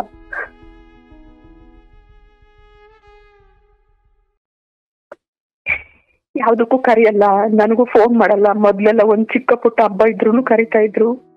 2 ದಿನಕ್ಕೆ 3 ದಿನಕ್ಕೆ ಫೋನ್ ಮಾಡ್ತಾ ಇದ್ರು. ಈಗ ಒಂದು ವರ್ಷದಿಂದ ಯಾವಾಗ ಹುಡುಗಿ ವಿಚಾರ ಅವ್ರೆಲ್ಲಾರು ಒಪ್ಕೊಂಡ್ರಲ್ಲ, ಅಲ್ಲಿಂದ ಯಾರು ಬರ್ತಾ ಇಲ್ಲ, ಯಾರು ಫೋನ್ ಮಾಡ್ತಾ ಇಲ್ಲ. ಒಟ್ಟು ಅವ್ರಿಗೂ ನನಗೂ ಕಾಂಟ್ಯಾಕ್ಟ್ ಇಲ್ಲ ಸರ್. ನನ್ ಗಂಡನ್ ಒಬ್ರು ಬಿಟ್ರೆ ಇನ್ಯಾರು ಕಾಂಟ್ಯಾಕ್ಟ್ ಇಲ್ಲ ಸರ್ ನನ್ಗೆ. ಮನೆಗೆ ತಂದು ಹಾಕೋದು ಇದನ್ನೆಲ್ಲ ಮಾಡ್ತಾರೆ, ಎಲ್ಲ ಮಾಡ್ತಾರೆ ಸರ್. ನನಗೆ ಈಗ ತಿನ್ನಕ್ಕೆ ಉಣ್ಣಕ್ಕೆ ನನಗೆ ಎಲ್ಲಿಗಾರ ಕರ್ಕೊಂಡ್ ಹೋಗೋತಿದ್ರು ಕರ್ಕೊಂಡ್ ಹೋಗ್ತಾರೆ, ಕರ್ಕೊಂಡ್ ಬರ್ತಾರೆ. ಎಲ್ಲಾನು ಚೆನ್ನಾಗೈತೆ ಸರ್. ನಾನು ಎಷ್ಟೊಂದ್ ಸರಿ ಇವತ್ತು ಮಧ್ಯಾಹ್ನ ಅದೇ ವಿಚಾರ ಮಾತಾಡಿ ಇವತ್ತು ಬಹಳ ಬೇಜಾರಾಗ್ಬಿಟ್ಟಿತ್ತು. ನನ್ನ ಕಳ್ಸ್ಬಿಡು ನಮ್ಮ ಊರಿಗೆ ಅಂತ. ನನ್ನ ಮಧ್ಯಾಹ್ನ ಅದೇ ವಿಚಾರ, ಇಲ್ಲ ನಾನು ಕಳ್ಸಲ್ಲ ಅಂದ್ರೆ ಕಳ್ಸಲ್ಲ, ನಾನ್ ಬದುಕಿರೋರು ನನ್ ಜೊತೆಗೆ ಇರ್ತೀಯ ಅಂತ. ಮತ್ತೆ ಅದು ಒಂದ್ ಕೇಳ್ತಾರೆ ಸರ್. ನಾನು ಅದೊಂದ್ ಹೇಳಕ್ ಮರ್ತೆ, ನಾನ್ ಮಾರ್ಕೋಬಾರದಿತ್ತು, ನಾನ್ ಮಾರ್ಕೊಂಡ್ಬಿಟ್ಟಿದೀನಿ. ಸುಮಾರು ಸರಿ ಕೇಳಿದಾರೆ ಸರ್. ಅದೊಂದ್ ಮಾತು ಹೇಳಿಲ್ಲ ನಿಮ್ಗೆ. ಸುಮಾರು ಸರಿ ನನ್ನ ಕೇಳಿದಾರೆ. ಈ ವಿಚಾರ ನಾನು ಒಪ್ಕೊಂತೀನಿ, ನಾನ್ ಮಾರ್ಕೆ ಬರ್ದಿತ್ತಪ್ಪಿ, ನನ್ಗೆ ಏನಾಯ್ತು ಅಂತ ಗೊತ್ತಾಗಿಲ್ಲ, ನಾನ್ ಮಾರ್ಕೊಂಡ್ಬಿಟ್ಟಿದೀನಿ, ನನಗ್ ಕ್ಷಮಿಸ್ಬಿಡು ಅಂತ ಹೇಳ್ತಾರೆ ಸರ್. ನನಗೆ ಆ ಕ್ಷಮೆ ಕೇಳಿರೋ ಒಂದು ಕಾರಣಕ್ಕೆ ನನಗೆ 1.5 ವರ್ಷ 2 ವರ್ಷ ಸರ್, ಇನ್ನೊಂದ್ 2 ತಿಂಗಳು ಹೋದ್ರೆ ಈ ವಿಚಾರ ಶುರುವಾಗಿ ಅಲ್ಲಿಂದ ಇಲ್ಲಿವರೆಗೂ ನಾನು ಅದೇ ವಿಚಾರಕ್ಕೆ ನಾನು ಸಹಿಸ್ಕೊಂಡ್ ಬರ್ತೀನಿ ಸರ್. ಕ್ಷಮೆ ಅಂತ ಕೇಳಿದಾಗ ಎಂತ ಮನುಷ್ಯನವರು ಕೊಡ್ಬೇಕಲ್ಲ ಅಂತ. ಈಗ ನೀವ್ ಹೇಳ್ರಿ ಸರ್, ನನಗೆ ನಾನು ಅವ್ರನ್ನ ಕ್ಷಮಿಸಿ ಅವ್ರ ಜೊತೆಗಿರ್ಲ ಅಥವಾ ಅವ್ರು ಮಾಡಿರೋ ಮೋಸನೇ ನನಗೆ ಮುಖ್ಯ ಅನ್ಕೊಂಡು ಅವ್ರನ್ನ ಬಿಟ್ಟು ಹೋಗ್ಲ? ತಪ್ಪಾಗಿತ್ತು ಅಂತ ನನ್ನ ಹತ್ರ ಸುಮಾರು ಸಲ ಕೇಳಿದಾರೆ ಸರ್. ನನ್ನ ಹತ್ರ ನನ್ ಕಡೆಯಿಂದ ತಪ್ಪಾಗಿ ಹೋಗ್ಬಿಟ್ಟೈತೆ, ನಾನ್ ಮಾಡ್ಬಾರ್ದಿತ್ತು, ನಾನ್ ಯಾಕೆ ಮಾಡ್ಕೊಂಡೆ ಅಂತ ನನಗೂ ಗೊತ್ತಾಗ್ತಾ ಇಲ್ಲ. ಆಗೈತೆ, ನೀ ನನಗ್ ಕ್ಷಮಿಸಿ ನನ್ ಜೊತೆನೇ ಇರ್ಬೇಕು ಅಂತ ಸರ್. ಎಷ್ಟೊಂದ್ ಸುಮಾರು ದಿನ ಎಲ್ಲ ಜಗಳ ಮಾಡಿ ಏನಂದ್ರು ಕೂಡ ನನ್ ಇರಲ್ಲ, ನಾನು ಎಲ್ಲರೂ ಒಪ್ಪಿನಂದ್ರು ಕೂಡ ಬಿಡಲ್ಲ ಸರ್. ನಾನು ಹೋಗಂಗಿಲ್ಲ ಅಂದ್ರೆ ಹೋಗಂಗಿಲ್ಲ ನೀನು ಅಂತ. ನೀನ್ ಎಷ್ಟಾರ ದುಡ್ಡು ಖರ್ಚು ಮಾಡು, ಹುಡ್ರು ಕುಟಗೆಲ್ಲ ಹೋಟ್ಲ ಕೆಲಸ ಮಾಡ್ತಾರೆ, ಹುಡ್ರ ಹತ್ರನೇ ಎಲ್ಲ ರೇಷನ್ ತರಕಾರಿ, ನನ್ ಮನೆಯಿಂದ ಹಿಂಗ ಆಸೆ ಕಳ್ಸಲ್ಲ ಸರ್. ಹಿಂಗ ಅಷ್ಟ್ ಚೆನ್ನಾಗಿ ನೋಡ್ಕೊಂತಾರೆ. ನೀನ್ ಒಂದ್ ಬಟ್ಟೆ ಬರೇ ಊಟ, ನೀನ್ ಒಂದ್ ದುಡ್ಡು ಬಂಗಾರ ಎಲ್ಲಾನು ಯಾವ್ದಕ್ಕೂ ಕೊರತೆ ಇಲ್ಲ ಸರ್. ಎಲ್ಲಾನು ಐತೆ. ಆದ್ರೆ ಇವ್ರಿಲ್ಲ ಅಷ್ಟೇ. ಅದೇ ಬರ್ತಾರೆ, ಆಗ್ಲಿ ಯಾವಾಗ ಬರ್ತಾರೆ, ಯಾವಾಗ ಹೋಗ್ತಾರೆ. ರಾತ್ರಿ ನೀನ್ ಏನ್ ಮಾಡಿದ್ರು ಮನೆಗ್ ಬರೋದು. ಎಷ್ಟು ನೀನ್ 10 ಗಂಟೆ ಫೋನ್ ಮಾಡ್ರು ಬರಲ್ಲ, ನೀನ್ ಏನ್ ಮಾಡ್ರು ಬರಲ್ಲ. ನಾ ಅದಕ್ಕೆ ಹೇಳ್ತಾ ಇದ್ದೀನಿ, ನೀನ್ ರಾತ್ರಿ ಮನೆಗ್ ಬರಲ್ಲ ಅಂದ್ಮೇಲೆ ನಾನು ಏನಕ್ಕೆ ಇರ್ಲಿ ನಿನ್ ಜೊತೆ ಸುಮ್ನೆ? ಊಟ ಬಟ್ಟೆನ ಯಾರು ಬೇಕಾದ್ರೂ ಕೊಡ್ತಾರೆ. ನಾನ್ ತಂದೆ ತಾಯಿ ಮನೆಗೆ ಹೋದ್ರೆ ಸಿಕ್ಕದ್ ನನಗೆ ಊಟ ಬಟ್ಟೆ. ಬಿಟ್ಬಿಡು ನನ್ನ ಅಂತ ನಾನು. ಅವ್ರು ಅದು ಬಿಡಕ್ ತಯಾರಿಲ್ಲ ಸರ್.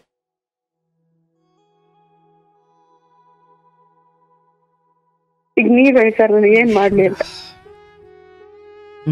ಆಯ್ತು.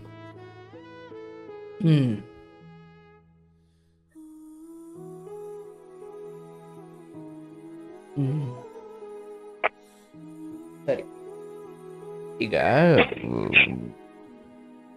ನೀನು ಅಲ್ಲಿಂದ ಇಲ್ಲಿಗೆ ನಂಬಿ ಬಂದಿದ್ದು ಈ ಊಟ ಬಟ್ಟೆ ವೈಭೋಗಕ್ಕಲ್ಲ ತಾಯಿ, ಹೌದಲ್ಲ? ಹೌದು ಸರ್, ನಾನು ಅದನ್ನೇ ಯೋಚನೆ ಮಾಡ್ತಾ ಇರೋದು. ಅಂದ್ರೆ ಮನುಷ್ಯ ಹುಟ್ಟಿ 3 ನಿಮಿಷಕ್ಕೂ ಸಾಯ್ತಾನೆ, 3 ದಿವಸಕ್ಕೂ ಸಾಯ್ತಾನೆ, 30 ದಿವಸಕ್ಕೂ ಸಾಯ್ತಾನೆ, 3 ವರ್ಷಕ್ಕೂ ಸಾಯಿಸ್ತಾನೆ, 30 ವರ್ಷಕ್ಕೂ ಸಾಯ್ತಾನೆ. ಸಾಯೋದು ಹೌದು, ಬಟ್ ಆ ಬದುಕಿದಷ್ಟು ಸಮಯ ನನಗೆ ಸ್ವಲ್ಪ ಎಲ್ಲವೂ ಚೆನ್ನಾಗಿ ಸಿಗುತ್ತೆ ಎಂದುಕೊಂಡು ನಾನು ಕಟುಕರ ಮನೆಯಲ್ಲಿ ಬದುಕೋಕ್ಕಾಗಲ್ವಲ್ಲವ? ನಾನು ನಿಮ್ ಪ್ರೋಗ್ರಾಮ್ ಎಲ್ಲ ಕೇಳಿ ಕೇಳಿ ಕೇಳಿ ಕೇಳಿ ನಾನು ಕೂಡ ಅದೇ ನಿರ್ಧಾರಕ್ಕೆ ಬಂದು ನಿಂತಿದ್ದೀನಿ ಸರ್. ನಾನು ಕೂಡ ಕೇಳಿಸ್ಕೊ, ಇಲ್ಲಿ ಸ್ವಲ್ಪ ಇದು ನಿನ್ನನ್ನ ಉದಾಹರಣೆಯಾಗಿಟ್ಟುಕೊಂಡು ನಾಳೆ ಸಮಾಜದಲ್ಲಿ ಹೀಗೆ ಹೆಣ್ಣು ಮಕ್ಕಳು ತಮಗೆ ಒಂದು ಮದುವೆಯಲ್ಲಿ ಡೈವರ್ಸ್ ಆಯಿತು ಅಥವಾ ಇಂಥದ್ದೇನೋ ಆಯಿತು ಅಂದಾಗ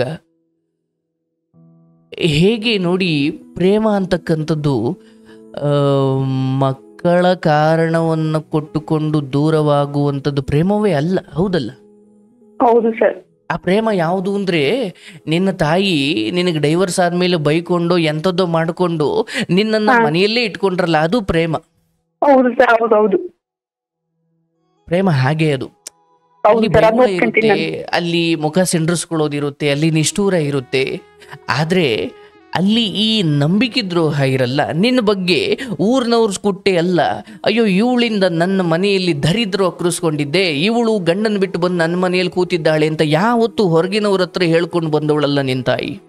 ಇಲ್ಲ ಸರ್, ಯಾವತ್ತು ಆತರ ಹೇಳಿ ಮಾತಾಡಲ್ಲ ಅನ್ನೋದೊಂದು ಬಿಟ್ರೆ ಇನ್ನು ಅವಳಿರೋದಿಕ್ಕೆ ನಮ್ಮ ಮನೆ ಚೆನ್ನಾಗೈತೆ ಅಂತ ಹೇಳ್ತಾ. ಹಾಗಿರುತ್ತೆ, ಅದು ಬಹಳ ಎತ್ತರದ ಸ್ಥಾನದ್ದು.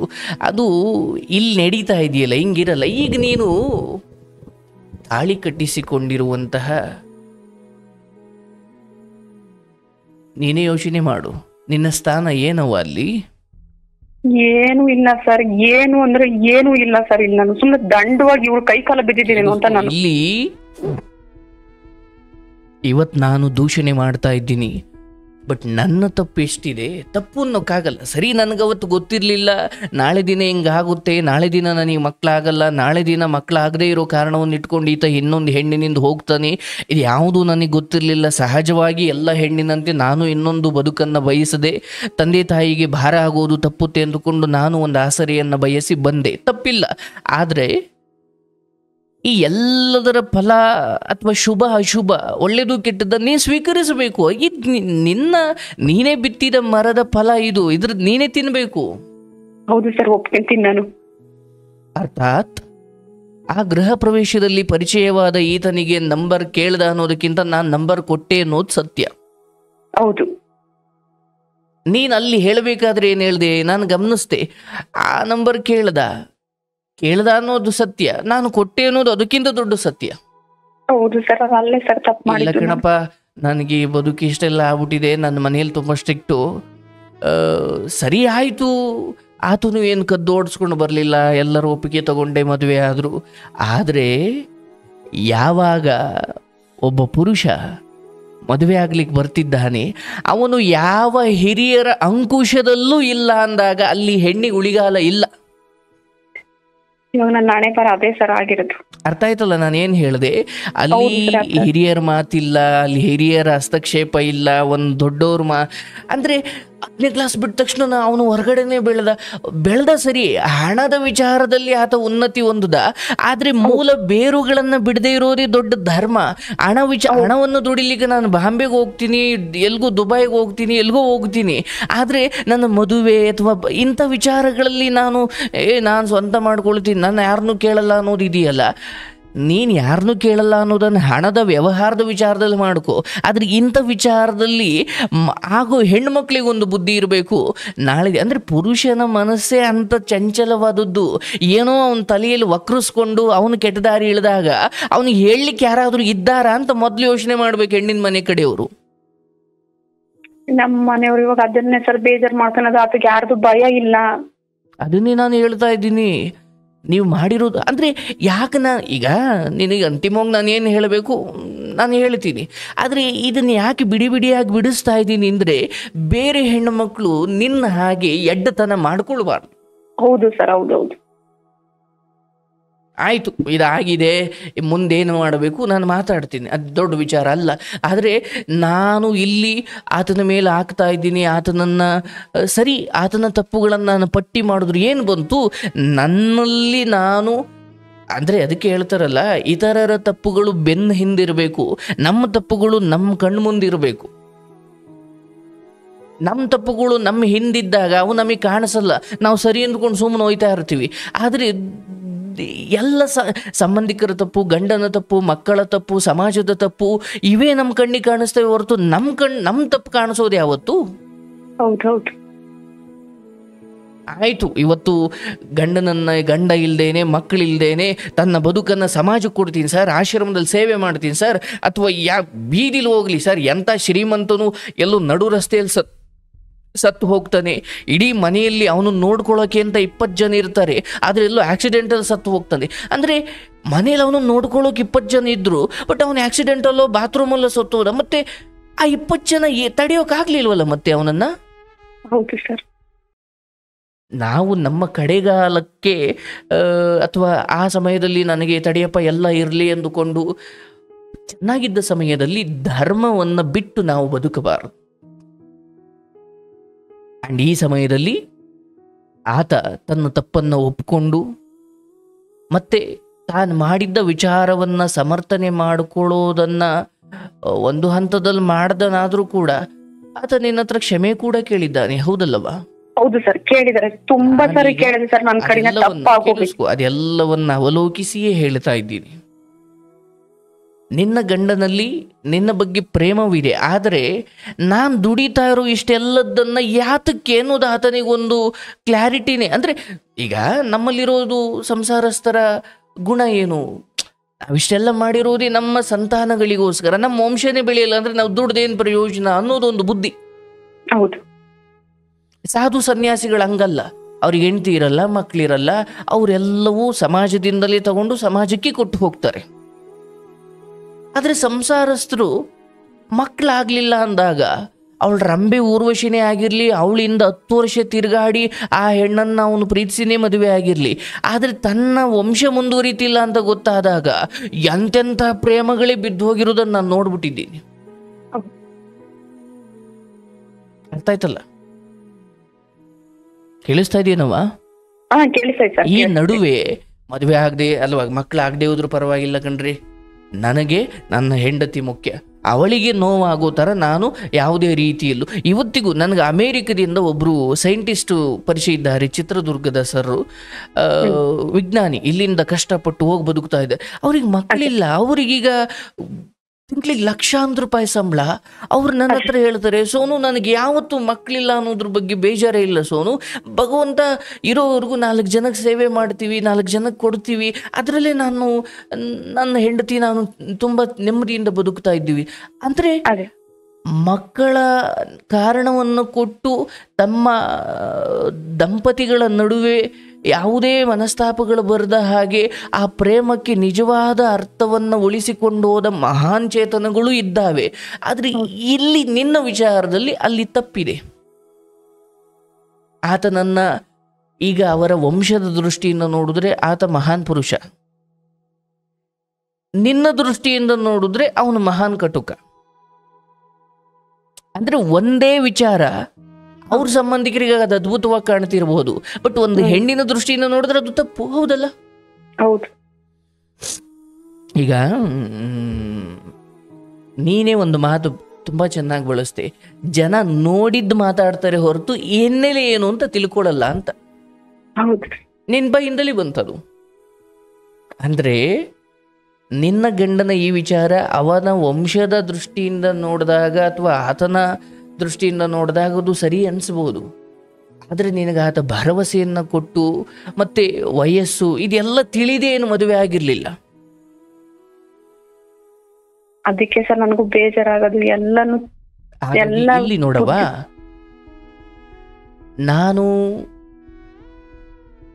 ಎಲ್ಲ ರೀತಿಯಲ್ಲೂ ಇಷ್ಟಪಟ್ಟು ಎಲ್ಲರನ್ನು ಒಪ್ಪಿಸಿ ಆ ಮಟ್ಟಿಗೆ ನಾನು ತಾಯಿಯ ವಿರೋಧದ ನಡುವೆಯೂ ಬಂದಿದ್ದೀನಿ ಅಂದರೆ ನಾನು ಮತ್ತೆ ಅಲ್ಲಿಗೆ ಹೋಗೋ ಪ್ರಯತ್ನ ನಾನು ಮಾಡಬಾರ್ದು. ಇದು ನನ್ನ ಮೂಲ ವಿಚಾರ. ಇಲ್ಲಿಂದ ಈಚೆಗೆ ನೀನೇನು ಮಾಡಬೇಕು ನಾನು ಹೇಳ್ತೀನಿ, ಮೂಲ ವಿಚಾರವೇ ನೀನು ಅಲ್ಲಿಗೆ ಹೋಗೋದು ಬೇಡ ಅಂತ. ಯಾಕಂದ್ರೆ ನಿನ್ನ ತಮ್ಮಂದಿರು ಅವ್ರ ಧರ್ಮ, ಅವ್ರ ಕರ್ತವ್ಯ, ಅವ್ರು ಕರೀತಾರೆ. ಅವ್ರು ಬೇಡ ಅನ್ನೋಕ್ಕಾಗುತ್ತಾ? ಇಲ್ಲ ಇಲ್ಲ. ಅವ್ರ ಸಂಸ್ಕಾರವೋ ಅಥವಾ ಸಮಾಜ ಏನು ಅನ್ನುತ್ತೆ ಅನ್ನೋ ಭಯವೋ ಅಥವಾ ಏನೋ ಒಂದು ಅವ್ರು ಕರೀತಾರೆ, ಅವ್ರು ಕರೀದೇ ಇರೋಕ್ಕಾಗಲ್ಲ.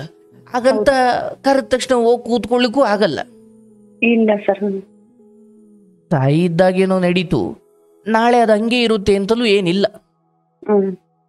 ಇವತ್ತು ಈ ಬದುಕು ನಿನಗೇನು ದುಃಖ ಅನ್ನಿಸ್ತಿದೆಯೋ ಅಲ್ಲಿಗೆ ಹೋದಾಗ ಅದು ಇನ್ನೊಂಥರ ದುಃಖ ಅನ್ಸ್ಬೋದು. ಅಂದರೆ ದುಃಖ ಅದು ಎಲ್ಲಿ ಹೋದ್ರೂ ಹಿಂದೆ ಬರುವ ಬೇತಾಳ ಅದು ಬರುತ್ತೆ. ಆದರೆ ದುಃಖವನ್ನು ನಾನು ಇರೋದೊಂದು ಬದುಕು, ಬಂದಿದ್ದನ್ನು ಅನುಭವಿಸಬೇಕು ಅನ್ನೋ ಸಮಾಧಾನ ಚಿತ್ತದಿಂದ ಸ್ವೀಕರಿಸುವ ಬುದ್ಧಿ ನನಗೆ ಎಲ್ಲಿವರೆಗೂ ಬರೋದಿಲ್ವೋ ನಾನು ತವರು ಮನೆಯಲ್ಲ, ಮಂಗಳ ಗ್ರಹಕ್ಕೆ ಹೋದ್ರೂ ನನಗೇನು ದುಃಖ ಇದ್ದೇ ಇರುತ್ತೆ. ಹೌದೌದು, ಅರ್ಥ ಆಯ್ತಲ್ಲ? ಅಂದರೆ ಇಲ್ಲಿ ಒಂದು ಹೆಣ್ಣು ಗಂಡಿನ ಪ್ರೇಮದ ದೃಷ್ಟಿಯಿಂದ ನೋಡಿದ್ರೆ ನಿನ್ನ ಗಂಡನದು ಅಕ್ಷಮ್ಯ, ಅದು ಅಪರಾಧ ಅಥವಾ ಅದು ನೋವು ಅಥವಾ ಅದು ಅನ್ಯಾಯ. ಆದರೆ ಇಲ್ಲಿ ನಿನಗೆ ಎರಡು ವಿಚಾರ, ಎರಡು ದಾರಿ ಹೇಳ್ತೀನಿ. ಒಂದು, ನನ್ನ 100ರಲ್ಲಿ 80 ಭಾಗ ನನ್ನ ಆಯ್ಕೆ ಅಥವಾ ನಾನು ನಿನಗೆ ಸಜೆಸ್ಟ್ ಮಾಡೋದು. ಅಂತಿಮವಾಗಿ ಮದುವೆ ಆಗೋ ಸಮಯದಲ್ಲಿ ಕೊಡ್ತಾ ಇದ್ದ 100% ಪ್ರೀತಿ ಸಿಗದೇ ಇರ್ಬೋದು. ಒಂದು 80% ಪ್ರೀತಿ ನಿನ್ನ ಮೇಲೆ ಆತನಿಗಿದೆ. ಆಯ್ತು ಸರ್, ಇಲ್ಲ ಅಂತ ಹೇಳಲ್ಲ, ಅದನ್ನ ಒಪ್ಕೊತೀನಿ ಸರ್ ನಾನು. ಅರ್ಥ ಆಯ್ತಲ್ಲ? ಆದರೆ ನಾನು ನೆಮ್ಮದಿಯಾಗಿ ಬದುಕಬೇಕು.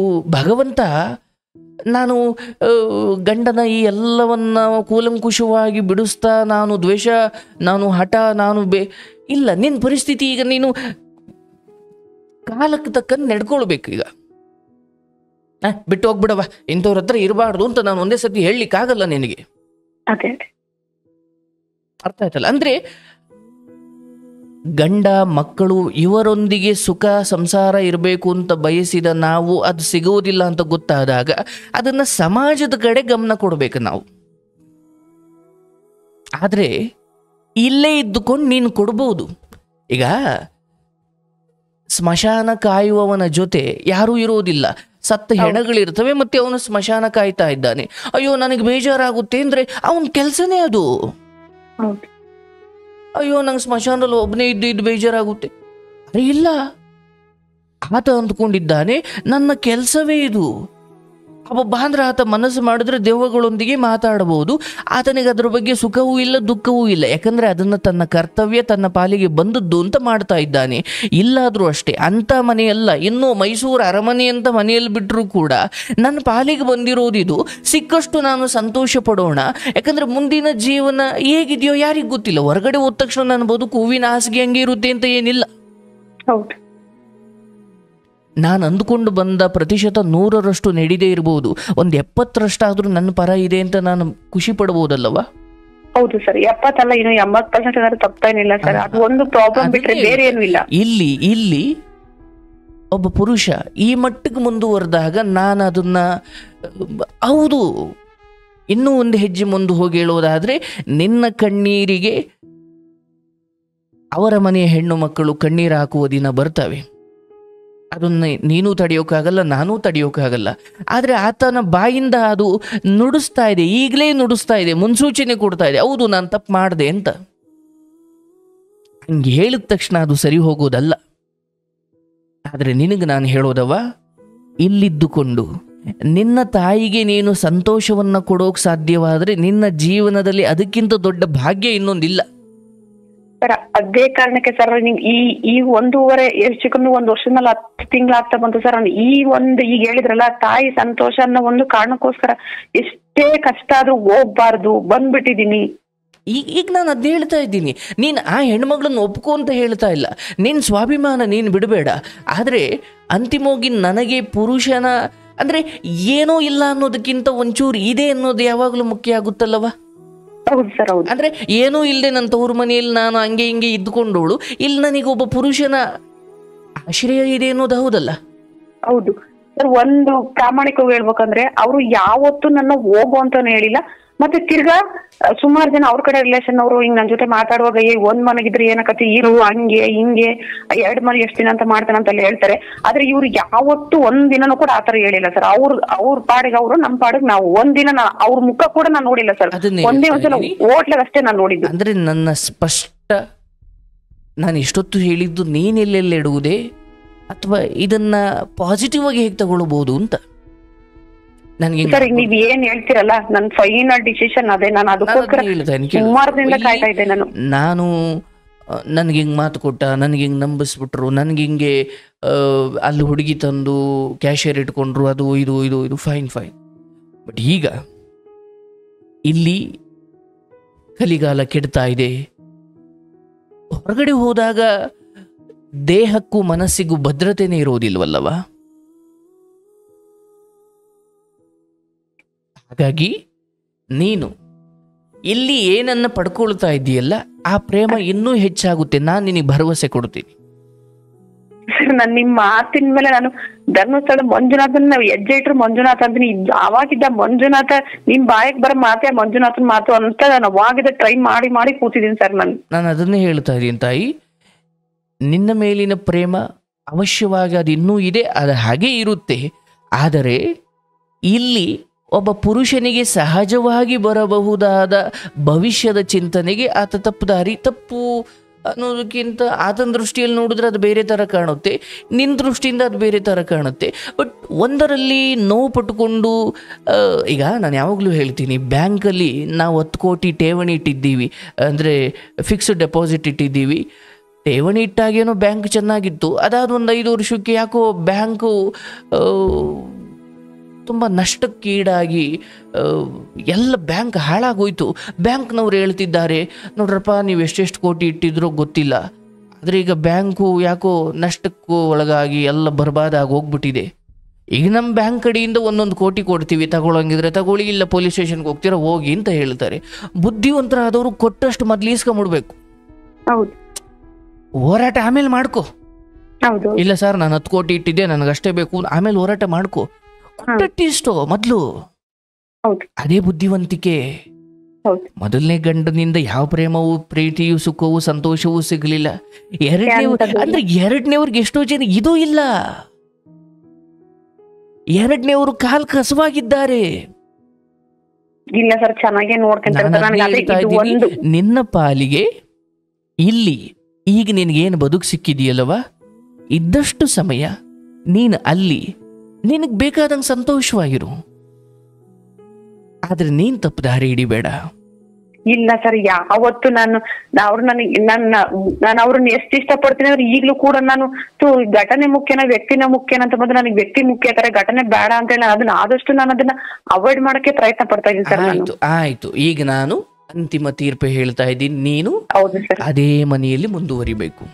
ಅಂಡ್ ನಿನ್ನ ತಾಯಿಗೆ ಇದು ಯಾವುದೂ ಗೊತ್ತೇ ಇಲ್ದಿರೋದ್ರಿಂದ, ಗೊತ್ತೇ ಆಗದೆ ಇರೋದ್ರಿಂದ ಆಕೆ ಆ ಮನೆಯಲ್ಲಿ ಆ ಮಕ್ಕಳ ಜೊತೆ ಅವರ ಸಂಸಾರದ ಜೊತೆ ಒಂಚೂರು ನೆಮ್ಮದಿಯಾಗಿರ್ಲಿಕ್ಕೆ ನಿನ್ನ ಈ ತ್ಯಾಗ ಸ್ವಲ್ಪ ಸಹಕರಿಸೋದಾದರೆ ಆ ತಾಯಿಗೆ ಅವತ್ತಿನ ಕಾಲಕ್ಕೆ ಕೊಟ್ಟ ದುಃಖವನ್ನ ಈ ಮೂಲಕ ನೀನು ತೀರಿಸು ಅಷ್ಟೇ. ಸರ್ ನಾನು ಈಗ ಹೇಳಿದ್ರಲ್ಲ ಈ ಮಾತಿಗೆ ಸರ್, ನೀವು ನಿಮ್ಮ ಪ್ರೋಗ್ರಾಮ್ ನಾನು ಒಂದು ಬಿಡಲ್ಲ ಸರ್. ನಾನು ಡೈಲಿ ಕೆಲಸ ಮಾಡುವಾಗ ಬರ್ರಿ ಅವನ್ನ ಕೇಳ್ತಾ ಇರ್ತೀನಿ. ಹಂಗಾಗಿ ನೀವ್ ಹೇಳಿರೋ ಮಾತುಗಳಿಂದಾನೇ ನಾನು ಇವತ್ತು ಹಿಂಗ್ ಹೇಳ್ತಾರಲ್ಲ, ನಾನು ಅಲ್ಲಿ ವಾಪಸ್ ಹೋಗ್ಬಾರ್ದಲ್ಲ, ಅಟ್ಲೀಸ್ಟ್ ಅವ್ರು ನೆಮ್ಮದಿಗಾರ ಇರ್ತಾರಲ್ಲ ನಾನು ಇಲ್ಲಿದ್ರೆ. ಅವಶ್ಯವಾಗಿ ನಿನ್ನ ತಮ್ಮಂದಿರು ಕರೀತಾ ಇರುವುದನ್ನ, ಅಂದ್ರೆ ಮನೆ ತವ್ರ ಮನೆ ಬಾಗಿಲು ತೆರೆದಿರುತ್ತೆ ಅಂತ ಯಾವಾಗ್ಲೂ ಹೋಗುದು ಒಳ್ಳೇದಲ್ಲ. ನಾನು ಹೇಳ್ತೀನಿ, ನೀನ್ ದೂರ ಇದ್ದಷ್ಟು ಆ ಮನೆಗೆ ನೀನು ಬೇಕಾಗ್ತೀಯ. ತಿರ್ಗಾ ಸರ್ ಇನ್ನೊಂದು, ಇವ್ರು ನನ್ನ ಮನೆಯಿಂದ ಆಚೆ ಯಾವತ್ತು ಹೋಗು ಅಂತ ಅವ್ರ ಬಾಯಿ ಒಂದಿನ ಬಂದಿಲ್ಲ ಸರ್. ನಾನು ಹೇಳ್ತೀನಿ ನಾನು ಇರಲ್ಲ ಅಂತ, ನನ್ನ ಬಿಟ್ಟು ಹೋಗ್ಬೇಡ, ನನ್ ಕಡೆಯಿಂದ ತಪ್ಪಾಗ್ಬಿಟ್ಟೈತೆ, ನಾನು ಇಲ್ಲ ಅಂತ ಹೇಳಲ್ಲ, ನೀನಿರು, ನೀನ್ ನನಗ್ ಬೇಕು, ಇರು, ನೀನ್ ನನ್ ಕಡೆಯಿಂದ ತಪ್ಪಾಗೈತೆ, ಇರು, ನಿನ್ ಪಾಡಿಗೆ ನೀನಿರು ಅಂತ ನಾನು ಹೇಳ್ತಾ ಇದ್ದೀನಿ. ಇಲ್ಲಿ ಆತನ ವಿಚಾರವಾಗಿ, ಆ ಹೆಣ್ಣಿನ ವಿಚಾರವಾಗಿ ಯಾವ ಎನ್ಕ್ವೈರಿಯನ್ನು ನೀನು ಇಲ್ಲಿಂದ ಈಚೆಗೆ ಕೇಳಬಾರ್ದು. ಆ ವಿಚಾರ ಮನೆಯಲ್ಲಿ ಮಾತೇ ಆಡಬಾರ್ದು. ನಿನಗೆ ಒಂದು ಆಶ್ರಯವಾಗಿ ಒಂದು ಗಂಡಿನ ಆಶ್ರಯ ಇದೆ, ಆ್ಯಂಡ್ ಆತ ಹೊರಗಡೆ ಏನು ಮಾಡಿಕೊಂಡಿದ್ದಾರೆ ಫೈನ್, ಅದು ನೀನು ತಡೆಯೋಕ್ಕಾಗಲ್ಲ. ಆತ ಕಾಲ ಸಮಯ ಬಂದಾಗ ಅದರ ಒಳ್ಳೆಯದು ಕೆಟ್ಟದ್ದನ್ನು ಆತ ಅನುಭವಿಸಬೇಕು. ಆದರೆ ನಿನ್ನ ಪಾಲಿಗೆ ಏನು ಸಿಗ್ತಾ ಇದೆಯಲ್ಲವ, ಅದು ಪ್ರಾಮಾಣಿಕವಾಗಿದೆ ಮತ್ತು ಅದು ಸತ್ಯ. ಅದರಲ್ಲಿ ಯಾವ ಜೊಳ್ಳು ಇಲ್ಲ, ಅಥವಾ ಅದರಲ್ಲಿ ಇನ್ಯಾವ ಕುಹಕವೂ ಇಲ್ಲ, ಅಲ್ಲಿ ನಿನ್ನ ಪ್ರಾಣಕ್ಕೆ ಕಂಟಕವೂ ಇಲ್ಲ. ಅರ್ಥ ಆಯ್ತಲ್ಲವ? ನೀನು ಅದೇ ಮನೆಯಲ್ಲಿ ಬದುಕು, ಅದೇ ವ್ಯಕ್ತಿ ಜೊತೆ ಬದುಕು, ಇನ್ನಷ್ಟು ಆತನಿಗೆ ವ್ಯವಹಾರದಲ್ಲಿ ಪ್ರೋತ್ಸಾಹಿಸು. ಯಾಕಂದ್ರೆ ಅಂತಿಮವಾಗಿ ನಾವು ಅಂದ್ಕೊಂಡಿದ್ದು ನಮ್ಮ ಬದುಕಲ್ಲಿ ಸಿಗಲಿಲ್ಲ ಅಂತ ನಾವು ಕೊರಗುತ್ತಾನೇ ಸಾಯೋದಕ್ಕಿಂತ, ಸರಿ ಆಯಿತು, ಗಂಡ ಆಗಲಿ ಮಕ್ಕಳಾಗಲಿ ಎತ್ತವರಾಗಲಿ ಕಾರಣ ಮಾತ್ರದಿಂದ ಈ ಸಂಬಂಧಗಳನ್ನು ಕಟ್ಕೊಂಡಿದ್ದೀವಿ, ಅಂತಿಮವಾಗಿ ಯಾರೂ ನಮ್ಮವರಲ್ಲ. ಹೌದು, ಎಲ್ಲ ಹೊರಡ್ತಾರೆ. ಕೆಲವೊಬ್ರು ಬೇಗ ಹೊರಡ್ತಾರೆ, ಕೆಲವೊಬ್ರು ಲೇಟಾಗಿ ಹೊರಡ್ತಾರೆ. ಹೌದು. ವಿಷಯ ಏನಂದ್ರೆ, ತಾಳಿ ಕಟ್ಸ್ಕೊಂಡಿರೋದ್ರಿಂದ ಗಂಡ ಅಂತೀವಿ, ಆಕೆ ಹೊಟ್ಟೆಲಿ ಹುಟ್ಟಿರೋದ್ರಿಂದ ತಾಯಿ ಅಂತೀವಿ, ನಾನು ಆದ್ಮೇಲೆ ಹುಟ್ಟಿರೋದ್ರಿಂದ ತಮ್ಮ ಅಂತೀವಿ, ನನಗಿಂತ ಮುಂಚೆ ಹುಟ್ಟಿರೋದ್ರಿಂದ ಅಣ್ಣ ಅಂತೀವಿ. ಈ ಇಂಥದ್ದೇನೋ ವಿಚಾರಗಳಿಗೆ ನಾವು ಒಂದಷ್ಟು ಹೆಸರು ಕೊಟ್ಕೊಂಡಿದ್ದೀವಿ ಹೊರತು ನಾವೆಲ್ಲ ಬೇರೆ ಬೇರೆ ಇದ್ದೀವಿ. ನಾವೇನೋ ಬೇರೆ ಕಾರಣದಿಂದ ಬಂದಿದ್ದೀವಿ. ಹೌದು ಸರ್. ನಮ್ಮ ಹಿಂದಿನ ಕರ್ಮಗಳು ಏನೋ ಇದ್ದಾವೆ, ಅದಕ್ಕೆ ನಾವು ತೀರಿಸ್ಲೇಬೇಕು, ಏನೋ ಮಾಡ್ಲಿಕ್ಕಾಗಲ್ಲ. ನಾನು ಸುಮಾರು ಸರಿ ಹಂಗ ಅನ್ಕೊಂಡು ಸಮಾಧಾನ ಮಾಡ್ಕೊಂತೀನಿ, ನಾನು ಯಾರಿಗ್ ಮಾಡೋದ್ನೋ ದೇವ್ರು ನನ್ನ ಕರ್ಮ ಕಳೀತಾ ಇದ್ದಾನೆ. ಕರ್ಮವನ್ನ ಸವಿಸ್ಬಿಡ್ಬೇಕು, ಪ್ರಾಣ ಹತ್ಯೆ ಮಾಡ್ಕೊಳ್ಬಾರ್ದು. ಅದೆಷ್ಟು ವಿಧಿಯ ನಿಯಮ, ಅದೆಷ್ಟು ನನಗೆ ಆಯಸ್ಸು ಅನ್ನೋ ಬುತ್ತಿ ಕೊಟ್ಟು ಕಳಿಸಿದ್ದಾನೋ ಅದನ್ನ ಸವಯವರೆಗೂ ಅದೇನು ಕಷ್ಟ ಬಂದ್ರು, ಎಂತ ರಾಮಚಂದ್ರನಿಗೂ ವನವಾಸ ತಪ್ಪಲಿಲ್ಲ, ಕೃಷ್ಣನಿಗೂ ಅಪವಾದಗಳು ತಪ್ಪಲಿಲ್ಲ. ಆದ್ರೆ ಪ್ರಾಣವನ್ನ ಹತ್ಯೆ ಮಾಡ್ಕೊಳ್ಳೋದ್ರಿಂದ ಏನಾಗುತ್ತೆ ಅಂದ್ರೆ, ಯಾವ ಕರ್ಮವನ್ನ ಸವಿಸ್ಲಿಕ್ಕೆ ಒಂದಷ್ಟು ಆಯಸ್ಸನ್ನ ತಗೊಂಡು ಬಂದಿದ್ದು, ಆ ಕರ್ಮಗಳಿನ್ನು ಬಾಕಿ ಇದ್ದಾಗಲೇ ನಿನ್ನ ಆಯಸ್ಸನ್ನು ನೀನೇ ಮುಗಿಸ್ಕೊಂಡ್ಬಿಟ್ಟೆ ಬಲವಂತವಾಗಿ ಅನ್ನೋದಾದ್ರೆ, ಉಳಿದದ್ದೇನೋ ಇದ್ವಲ್ಲ ಅವನ್ ತೀರಿಸ್ಲಿಕ್ಕೆ ಅಲ್ಪಾಯುಷಿಯಾಗಿ ಮತ್ತೆ ಭಯಾನಕವಾಗಿ ಸಾಯ್ಬೇಕಾಗುತ್ತೆ. ಇಲ್ಲ ಸರ್, ನಾನು ಅಷ್ಟು ವರ್ಷ ಆದ್ಮೇಲೆ ನಮ್ಮ ಅಮ್ಮರ ಮನೆಗಿದ್ದು ಇವ್ರು ಬಂದು ನನ್ನ ಮದ್ವೆ ಮಾಡ್ಕೊಂಡು ಕರ್ಕೊಂಬಂದು ಅಷ್ಟು ಚೆನ್ನಾಗಿದ್ದ ಗಂಡ ಹೆಂಡತಿ ಮಧ್ಯೆ ಈ ಹುಡುಗಿ ಬಂತು ಅಂದ್ರೆ ನಂದು ಯಾವ್ದೋ ಕರ್ಮ ಕಳೀತಾ ಐತೆ, ಕಳೆದು ಬಿಡ್ಲಿ ಅಂತ ಎಷ್ಟೋ ಸಲ ನಾನು ಸಮಾಧಾನ ಮಾಡ್ಕೊಂತೀನಿ ಸರ್. ನೋಡಿ, ಈ ಭಾವನೆಯಲ್ಲಿ ನೀನಿರ್ಬೇಕವ. ಇಲ್ಲ ಸರ್, ನಾನು ನಿಮ್ಮವು ಪ್ರತಿಯೊಂದು ವಿಡಿಯೋಸ್, ಪ್ರತಿಯೊಂದು ನೀವ್ ಏನ್ ಹೇಳ್ತಿರಲ್ಲ ಪ್ರತಿಯೊಂದು ಫಾಲೋ ಮಾಡ್ತೀನಿ ಸರ್. ನಾನು ಎಷ್ಟು ನಿಮಗೆ ಋಣಿ ಆಗಿದ್ದೀನಿ ಅಂದ್ರೆ ನಾನು ನಿಜ, ನಾನು ಮಂಜುನಾಥನ ರೂಪದಲ್ಲಿ ನೀವೇ ಆಗಿದ್ದೀರಾ ಅನ್ಕೊಂತೀನಿ. ನಾನು ನಿನ್ಗೆ ಒಳ್ಳೇದಾಗ್ಲಿ ತಾಯಿ, ನಿನ್ಗಾದ ನನ್ನ ಅಕ್ಷರಶಃ ನನ್ನ ಕಣ್ಣಲ್ಲಿ ನೀರು ಬಂತು. ಆದ್ರೆ ನಾನು ಹೇಳೋದವ, ನಿನ್ನ ಪಾಲಿಗೆ ಏನೇನೆಲ್ಲ ಒದಗಿ ಬಂದಿದೆಯೋ, ಆದ್ರೆ ನಾನು ಹೇಳ್ತೀನಿ, ಈ ವ್ಯಕ್ತಿ ಏನ್ ಸಿಕ್ಕಿದ್ದಾನೆ, ನಿನ್ನ ಬದುಕಲ್ಲಿ ಎಷ್ಟೋ ಸಂತೋಷವನ್ನು ತಂದಿದ್ದಾನೆ, ಅದನ್ನ ಸ್ಮರಣೆ ಮಾಡು ಒಮ್ಮೆ. ಇಲ್ಲ ಸರ್, ಬಹಳ ಚೆನ್ನಾಗಿ ನೋಡ್ಕೊಂತಾರೆ. ನಾನು 2 ವರ್ಷ ಬರಕ್ಕಿಂತ ಮುಂಚೆ ನನ್ನ ಪಾಲಿಗೆ ಈಗ ಕೆಲವು ವಿಚಾರಗಳು ನಾನು ಅಂದುಕೊಂಡಂತೆ ನಡೆದೇ ಇರಬಹುದು, ಆದ್ರೆ ಸಾಲ ಕೊಟ್ಟವನು ಸಾಲ ವಾಪಸ್ ಕೇಳ್ತಾನಲ್ಲ ಅನ್ನೋದಕ್ಕಿಂತ ನಾನು ಕೇಳದ ಕೊಟ್ಟ ಅನ್ನೋ ಒಂದು ಕೃತಜ್ಞತೆ ಇದ್ರೆ ಬಹುಶಃ ನಾನು ಸಾಲ ಕೊಟ್ಟವರನ್ನು ಬೈಕೊಳ್ಳೋದಿಲ್ಲ. ಹೌದಲ್ಲ? ಹಾಗಾಗಿ ಪ್ರತಿ ಸಾರಿ ನಾವೊಬ್ಬರನ್ನು ದೂಷಿಸಬೇಕಾದ್ರೆ ಅದೇ ವ್ಯಕ್ತಿಯನ್ನು ಪ್ರೀತಿಯಿಂದ ಕಾಣ್ಲಿಕ್ಕೂ ಒಂದಷ್ಟು ಕಾರಣ ಇದೆ, ಬಟ್ ನಮಗದು ತೋಚೋದಿಲ್ಲ. ಹೌದು, ಅವ್ರ ತಪ್ಪೆ ನಮಗೆ ನಮ್ಗೆ ಎದ್ದು ಕಾಣ್ಬಿಡುತ್ತೆ. ಹಾಗಾಗಿ ನಿನ್ನನ್ನು ನಾನು ಕೇಳ್ಕೊಳ್ಳೋದು, ಆಯಸ್ ನಿಂದು ನಾಳೆ ಮುಗಿಯುತ್ತೋ, ನಾಡಿದ್ದು ಮುಗಿಯುತ್ತೋ, ರಸ್ತೆಯಲ್ಲಿ ಮುಗಿಯುತ್ತೋ, ಟಾಯ್ಲೆಟಲ್ಲಿ ಮುಗಿಯುತ್ತೋ ಗೊತ್ತಿಲ್ಲವಾ. ಈ ಎಲ್ಲ ಅಂದರೆ ನಮ್ಮ ಪಾಲಿಗೆ ಯಾವುದು ಬರಲ್ಲ ಅಂತ ಗೊತ್ತಾಗುತ್ತಲ್ಲ, ಅದನ್ನು ಪಡೆದುಕೊಳ್ಳುವ ಭರದಲ್ಲಿ ಸಹಜವಾದ ಜೀವನಕ್ಕೆ ನಾವು ಪೆಟ್ಟು ಮಾಡಿಕೊಳ್ಬಾರ್ದು. ಹೌದೌದು, ಹಿಂದೆ ಇರೋದನ್ನ ಬಯಸಿ ಕಣ್ಣೆದ್ರಿಗೆ ಇರೋದನ್ನು ಕೂಡ ಹಾಳು ಮಾಡ್ಕೊಳ್ಬಾರ್ದು. ಹಾಗಾಗಿ ನಿನ್ನ ಗಂಡನೊಂದಿಗೆ ನೀನು ಹೊಸ್ದಾಗಿ ಮದುವೆ ಆಗಿದೆಯೇನೋ ಅನ್ನೋ ಥರ ನಿನ್ನ ಗಂಡನ ದುಡಿಮೆಯನ್ನು ಪ್ರೀತಿಯಿಂದ ಸ್ವೀಕರಿಸು. ಅದನ್ನು ಮಕ್ಕಳಿಗೆ ಆಶ್ರಮದಲ್ಲಿ ತಿಂಗಳ ಊಟ ಹಾಕ್ಸು.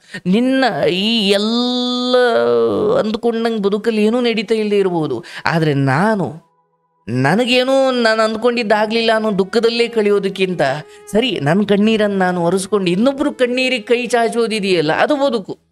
ಹೌದು, ನನಗೆ ಮಕ್ಕಳಾಗಲಿಲ್ಲ ಅಥವಾ ನನಗೆ ಮಕ್ಕಳಾಗಲಿಲ್ಲ ಅನ್ನೋ ಕಾರಣಕ್ಕೆ ನನಗೆ ಹಿಂಗೆ ಬಿಟ್ಬಿಟ್ರು, ನನ್ನ ಸಮಾಜ ಹಿಂಗೆ ಅಂದರೆ ನಾನು ಎಷ್ಟು ದಿನ ದೂಷಣೆ ಮಾಡಲಿ ಇದಕ್ಕೊಂದು ಕೊನೆ ಇದೆಯಾ? ಅಥವಾ ನಾನು ಇವತ್ತು ನಾಳೆನೇ ಸತ್ರು ಕೂಡ ನನಗೆ ನೋಡು ಬದುಕೋಕಾಗದೆ ಸತ್ಲು ಅಂತಾರೆ, ನಾಳೆ ತವರು ಮನೆಗೆ ಹೋಗಿ ಕೂತ್ಕೊಂಡ್ರು ನೋಡು ಬದುಕೋಕಾಗದೆ ಬಂದು ಕೂತಿದ್ದಾಳೆ ಅಂತಾರೆ, ನೀವು ಇಲ್ಲೇ ಹೋಗ್ಕೊಂಡ್ರು ಕೂಡ ನೋಡು ಇನ್ನೊಬ್ಳು ಹೆಂಡತಿ ಇದ್ರು ಕೂಡ ಅವಳನ್ನ ಸಹಿಸ್ಕೊಂಡು ಕೂತಿದ್ದಾಳೆ. ನೀನು ಏನು ಮಾಡಿದ್ರು ಅದಕ್ಕೆ ಬೇರೆ ಕತೆ ಕಟ್ತಾರೆ. ಆದರೆ ಧರ್ಮ ಏನು ಹೇಳುತ್ತೆ ಅಥವಾ ಬದುಕಲ್ಲಿ ಹೇಗಿರಬೇಕು ಅನ್ನೋದನ್ನು ಬಿಡಿಸಿ ಹೇಳಿದ್ದೀನಿ.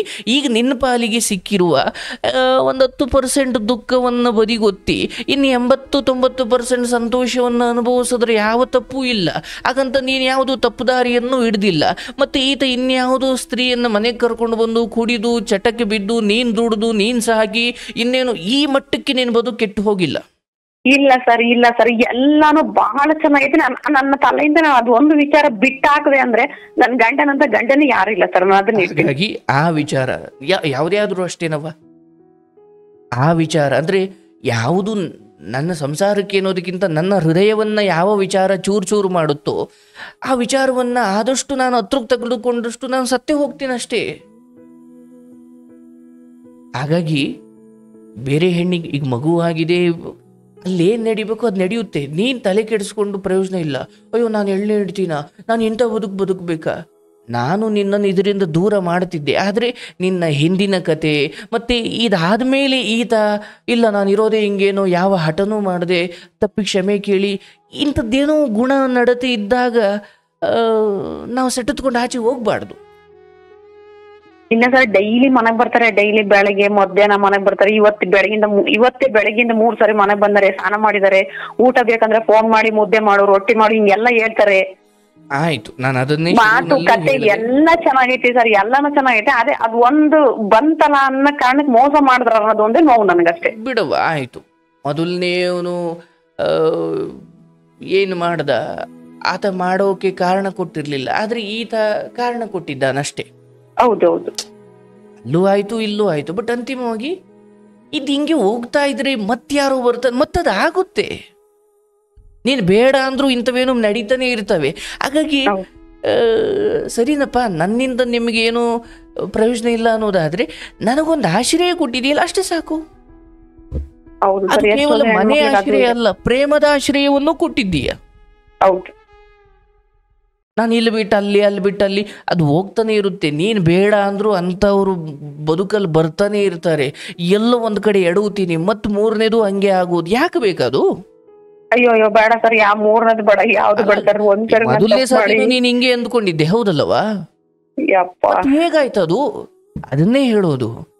ನಾನು ಶಾಲೆ ಬಿಟ್ಟಿದ್ದೀನಿ ಅಥವಾ ನನಗೆ 10ನೇ ಕ್ಲಾಸ್ ಮುಗಿಸಿದ್ದೀನಿ ಎಂದಾಗಲೇ ನನಗೆ ಬೇರೆ ಬೇರೆ ಕಾಲೇಜವರು ನೋಡಪ್ಪ ನಮ್ಮ ಕಾಲೇಜ್ ಹಿಂಗಿದೆ ಅಂತ ಹೇಳೋದು. ನಾನು ಇನ್ನೂ ಶಾಲೆಯಲ್ಲೇ ಇದ್ದೀನಿ ಎಂದಾಗ ಯಾವ ಕಾಲೇಜ್ ನನ್ನನ್ನು ಏನು ಟಚ್ ಮಾಡೋಕೆ ಬರುತ್ತೆ? ಹೌದಲ್ಲವಾ? ನೀನು ಇಲ್ಲಿ ಬಿಟ್ಟಿದೀಯಾ ಅಂದಾಗ ಬೇರೆ ಯಾರು ಬರ್ತಾರೆ? ಹೌದು. ಅದೇ ಈ ವ್ಯಕ್ತಿ ನೀನು ನಿಮ್ಮ ಅಜ್ಜಿ ಮನೆಯಲ್ಲಿ ಗಂಡನ ಜೊತೆ ಅಥವಾ ಏನೋ ಮೊದಲನೇ ಸಂಬಂಧದಲ್ಲಿ ಇದ್ದಲ್ಲ, ಅವಾಗ ಯಾಕೆ ಪರಿಚಯ ಆಗಿರ್ಲಿಲ್ಲ? ಬಿಟ್ಟಿದ್ದೆ ಅನ್ನೋ ಕಾರಣಕ್ಕೆ ವಿಧಿನೇ ಕರ್ಕೊಂಡು ಬಂತೋ, ಯಾರೋ ಹೇಳಿದ್ರು, ಬಿಟ್ಟಿದ್ರಿಂದ ಬಂದಿತ್ತು ಇದು, ಹೌದಲ್ಲ?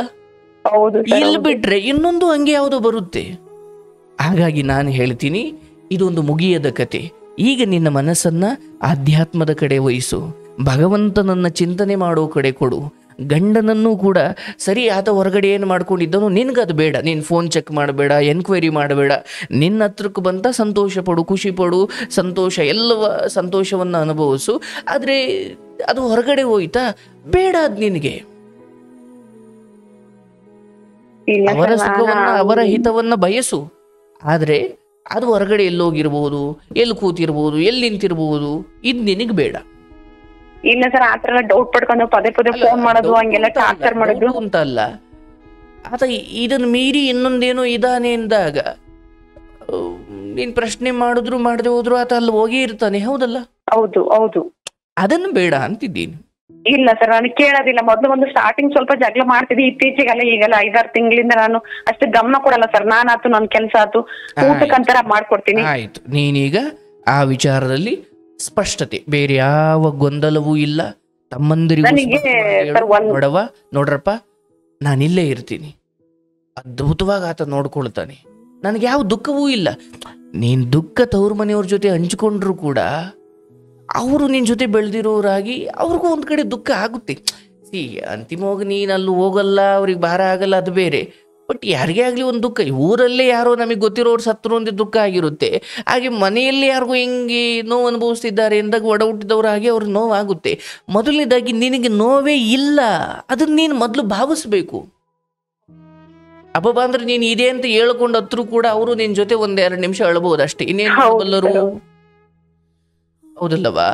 ತಾಯಿಯ ಆರೋಗ್ಯ, ಆಕೆ ಈ ಭೂಮಿಯ ಋಣ ನಿನ್ನ ತ್ಯಾಗದ ಕಾರಣಕ್ಕಾಗಿ ಇನ್ನೂ ಸ್ವಲ್ಪ ಮುಂದೂಡುತ್ತೆ ಅನ್ನೋದಾದ್ರೆ ನೀನು ಆ ವಿಚಾರದಲ್ಲಿ ಇಲ್ಲಿ ನಿನಗೆ ಸಿಕ್ಕಿರೋ ಜೀವನ ಓಕೆ ಫೈನ್. ಬೇರೆ ಎಷ್ಟೋ ಹೆಣ್ಮಕ್ಳಿಗೆ ಓದಿಸ್ಕೊಂಡ್ರೆ ಖುಷಿ.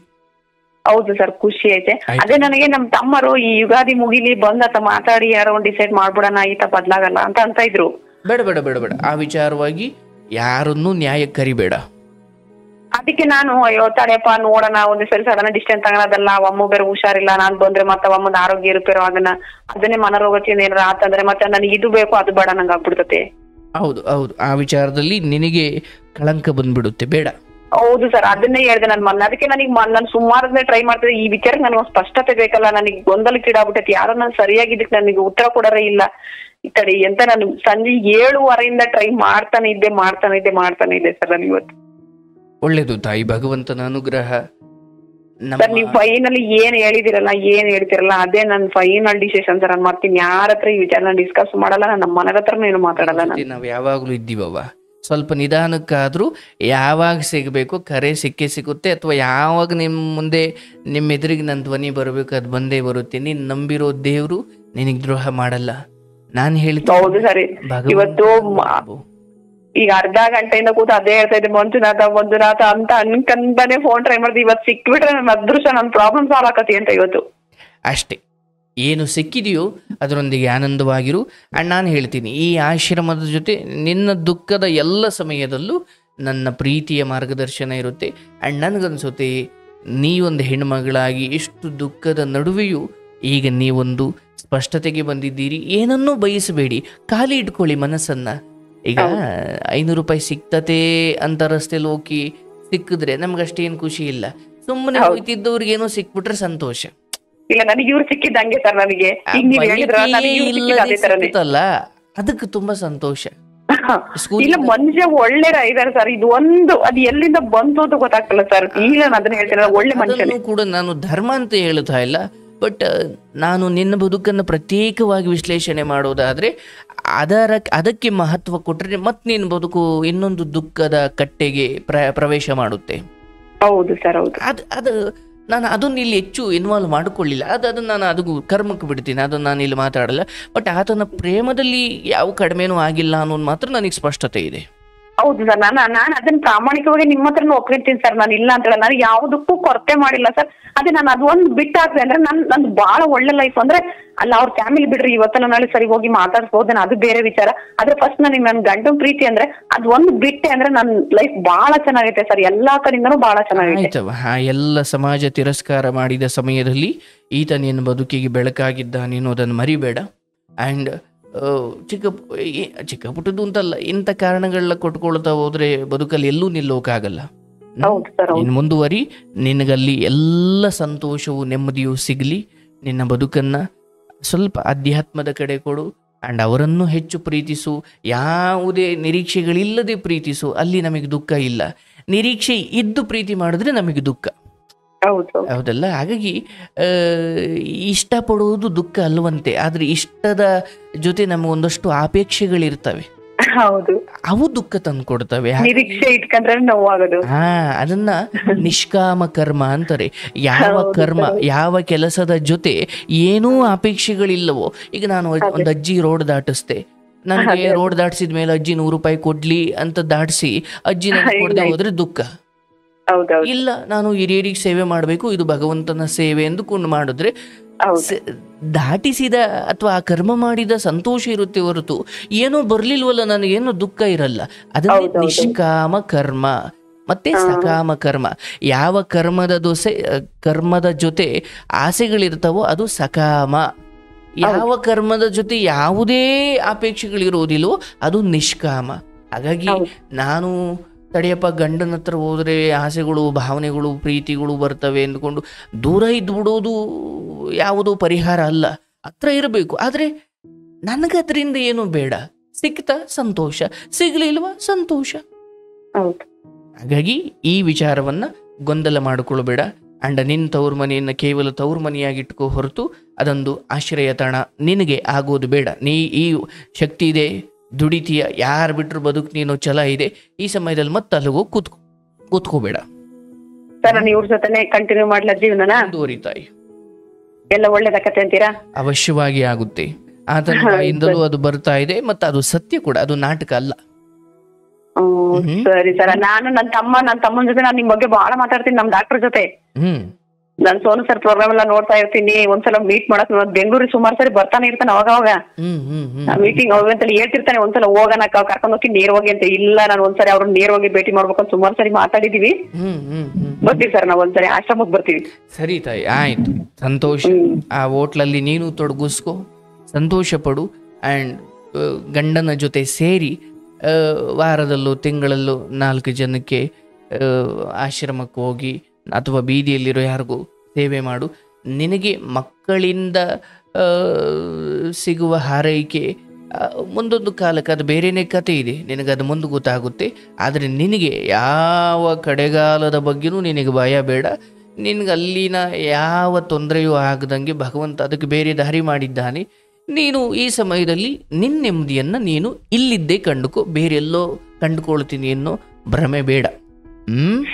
ನೀನು ಒಳ್ಳೇದಾಗ್ಲಿ, ಶುಭವಾಗ್ಲಿ. ಬಹಳ ಖುಷಿ ಆಯ್ತು ಸರ್ ಫೋನ್ ಸಿಕ್ಕಿದ್ದಕ್ಕೆ. ನನ್ನ ಮಾತ್ರ ನನ್ಗೆ ಗೊಂದಲಕ್ಕೆ ಒಂದು ಸ್ಪಷ್ಟ ಸಿಕ್ಕಲ್ಲ, ಅದಕ್ಕೆ ನನಗೆ ನೀವು ಬಹಳ ಧನ್ಯವಾದಗಳು ಸರ್. ನಿಮ್ಗೆ ಕೃತಜ್ಞನಾಗಿರ್ತೀನಿ ನಾನು. ನೀವು ಚೆನ್ನಾಗಿರ್ಬೇಕು, ನಿಮ್ಗೆ ಒಳ್ಳೇದಾಗ್ಲವಾ? ಸರಿ ಸರ್, ಮತ್ತೆ ಮಾಡ್ತೀನಿ ಸರ್. ಹಾ ಈಶ್ವರ.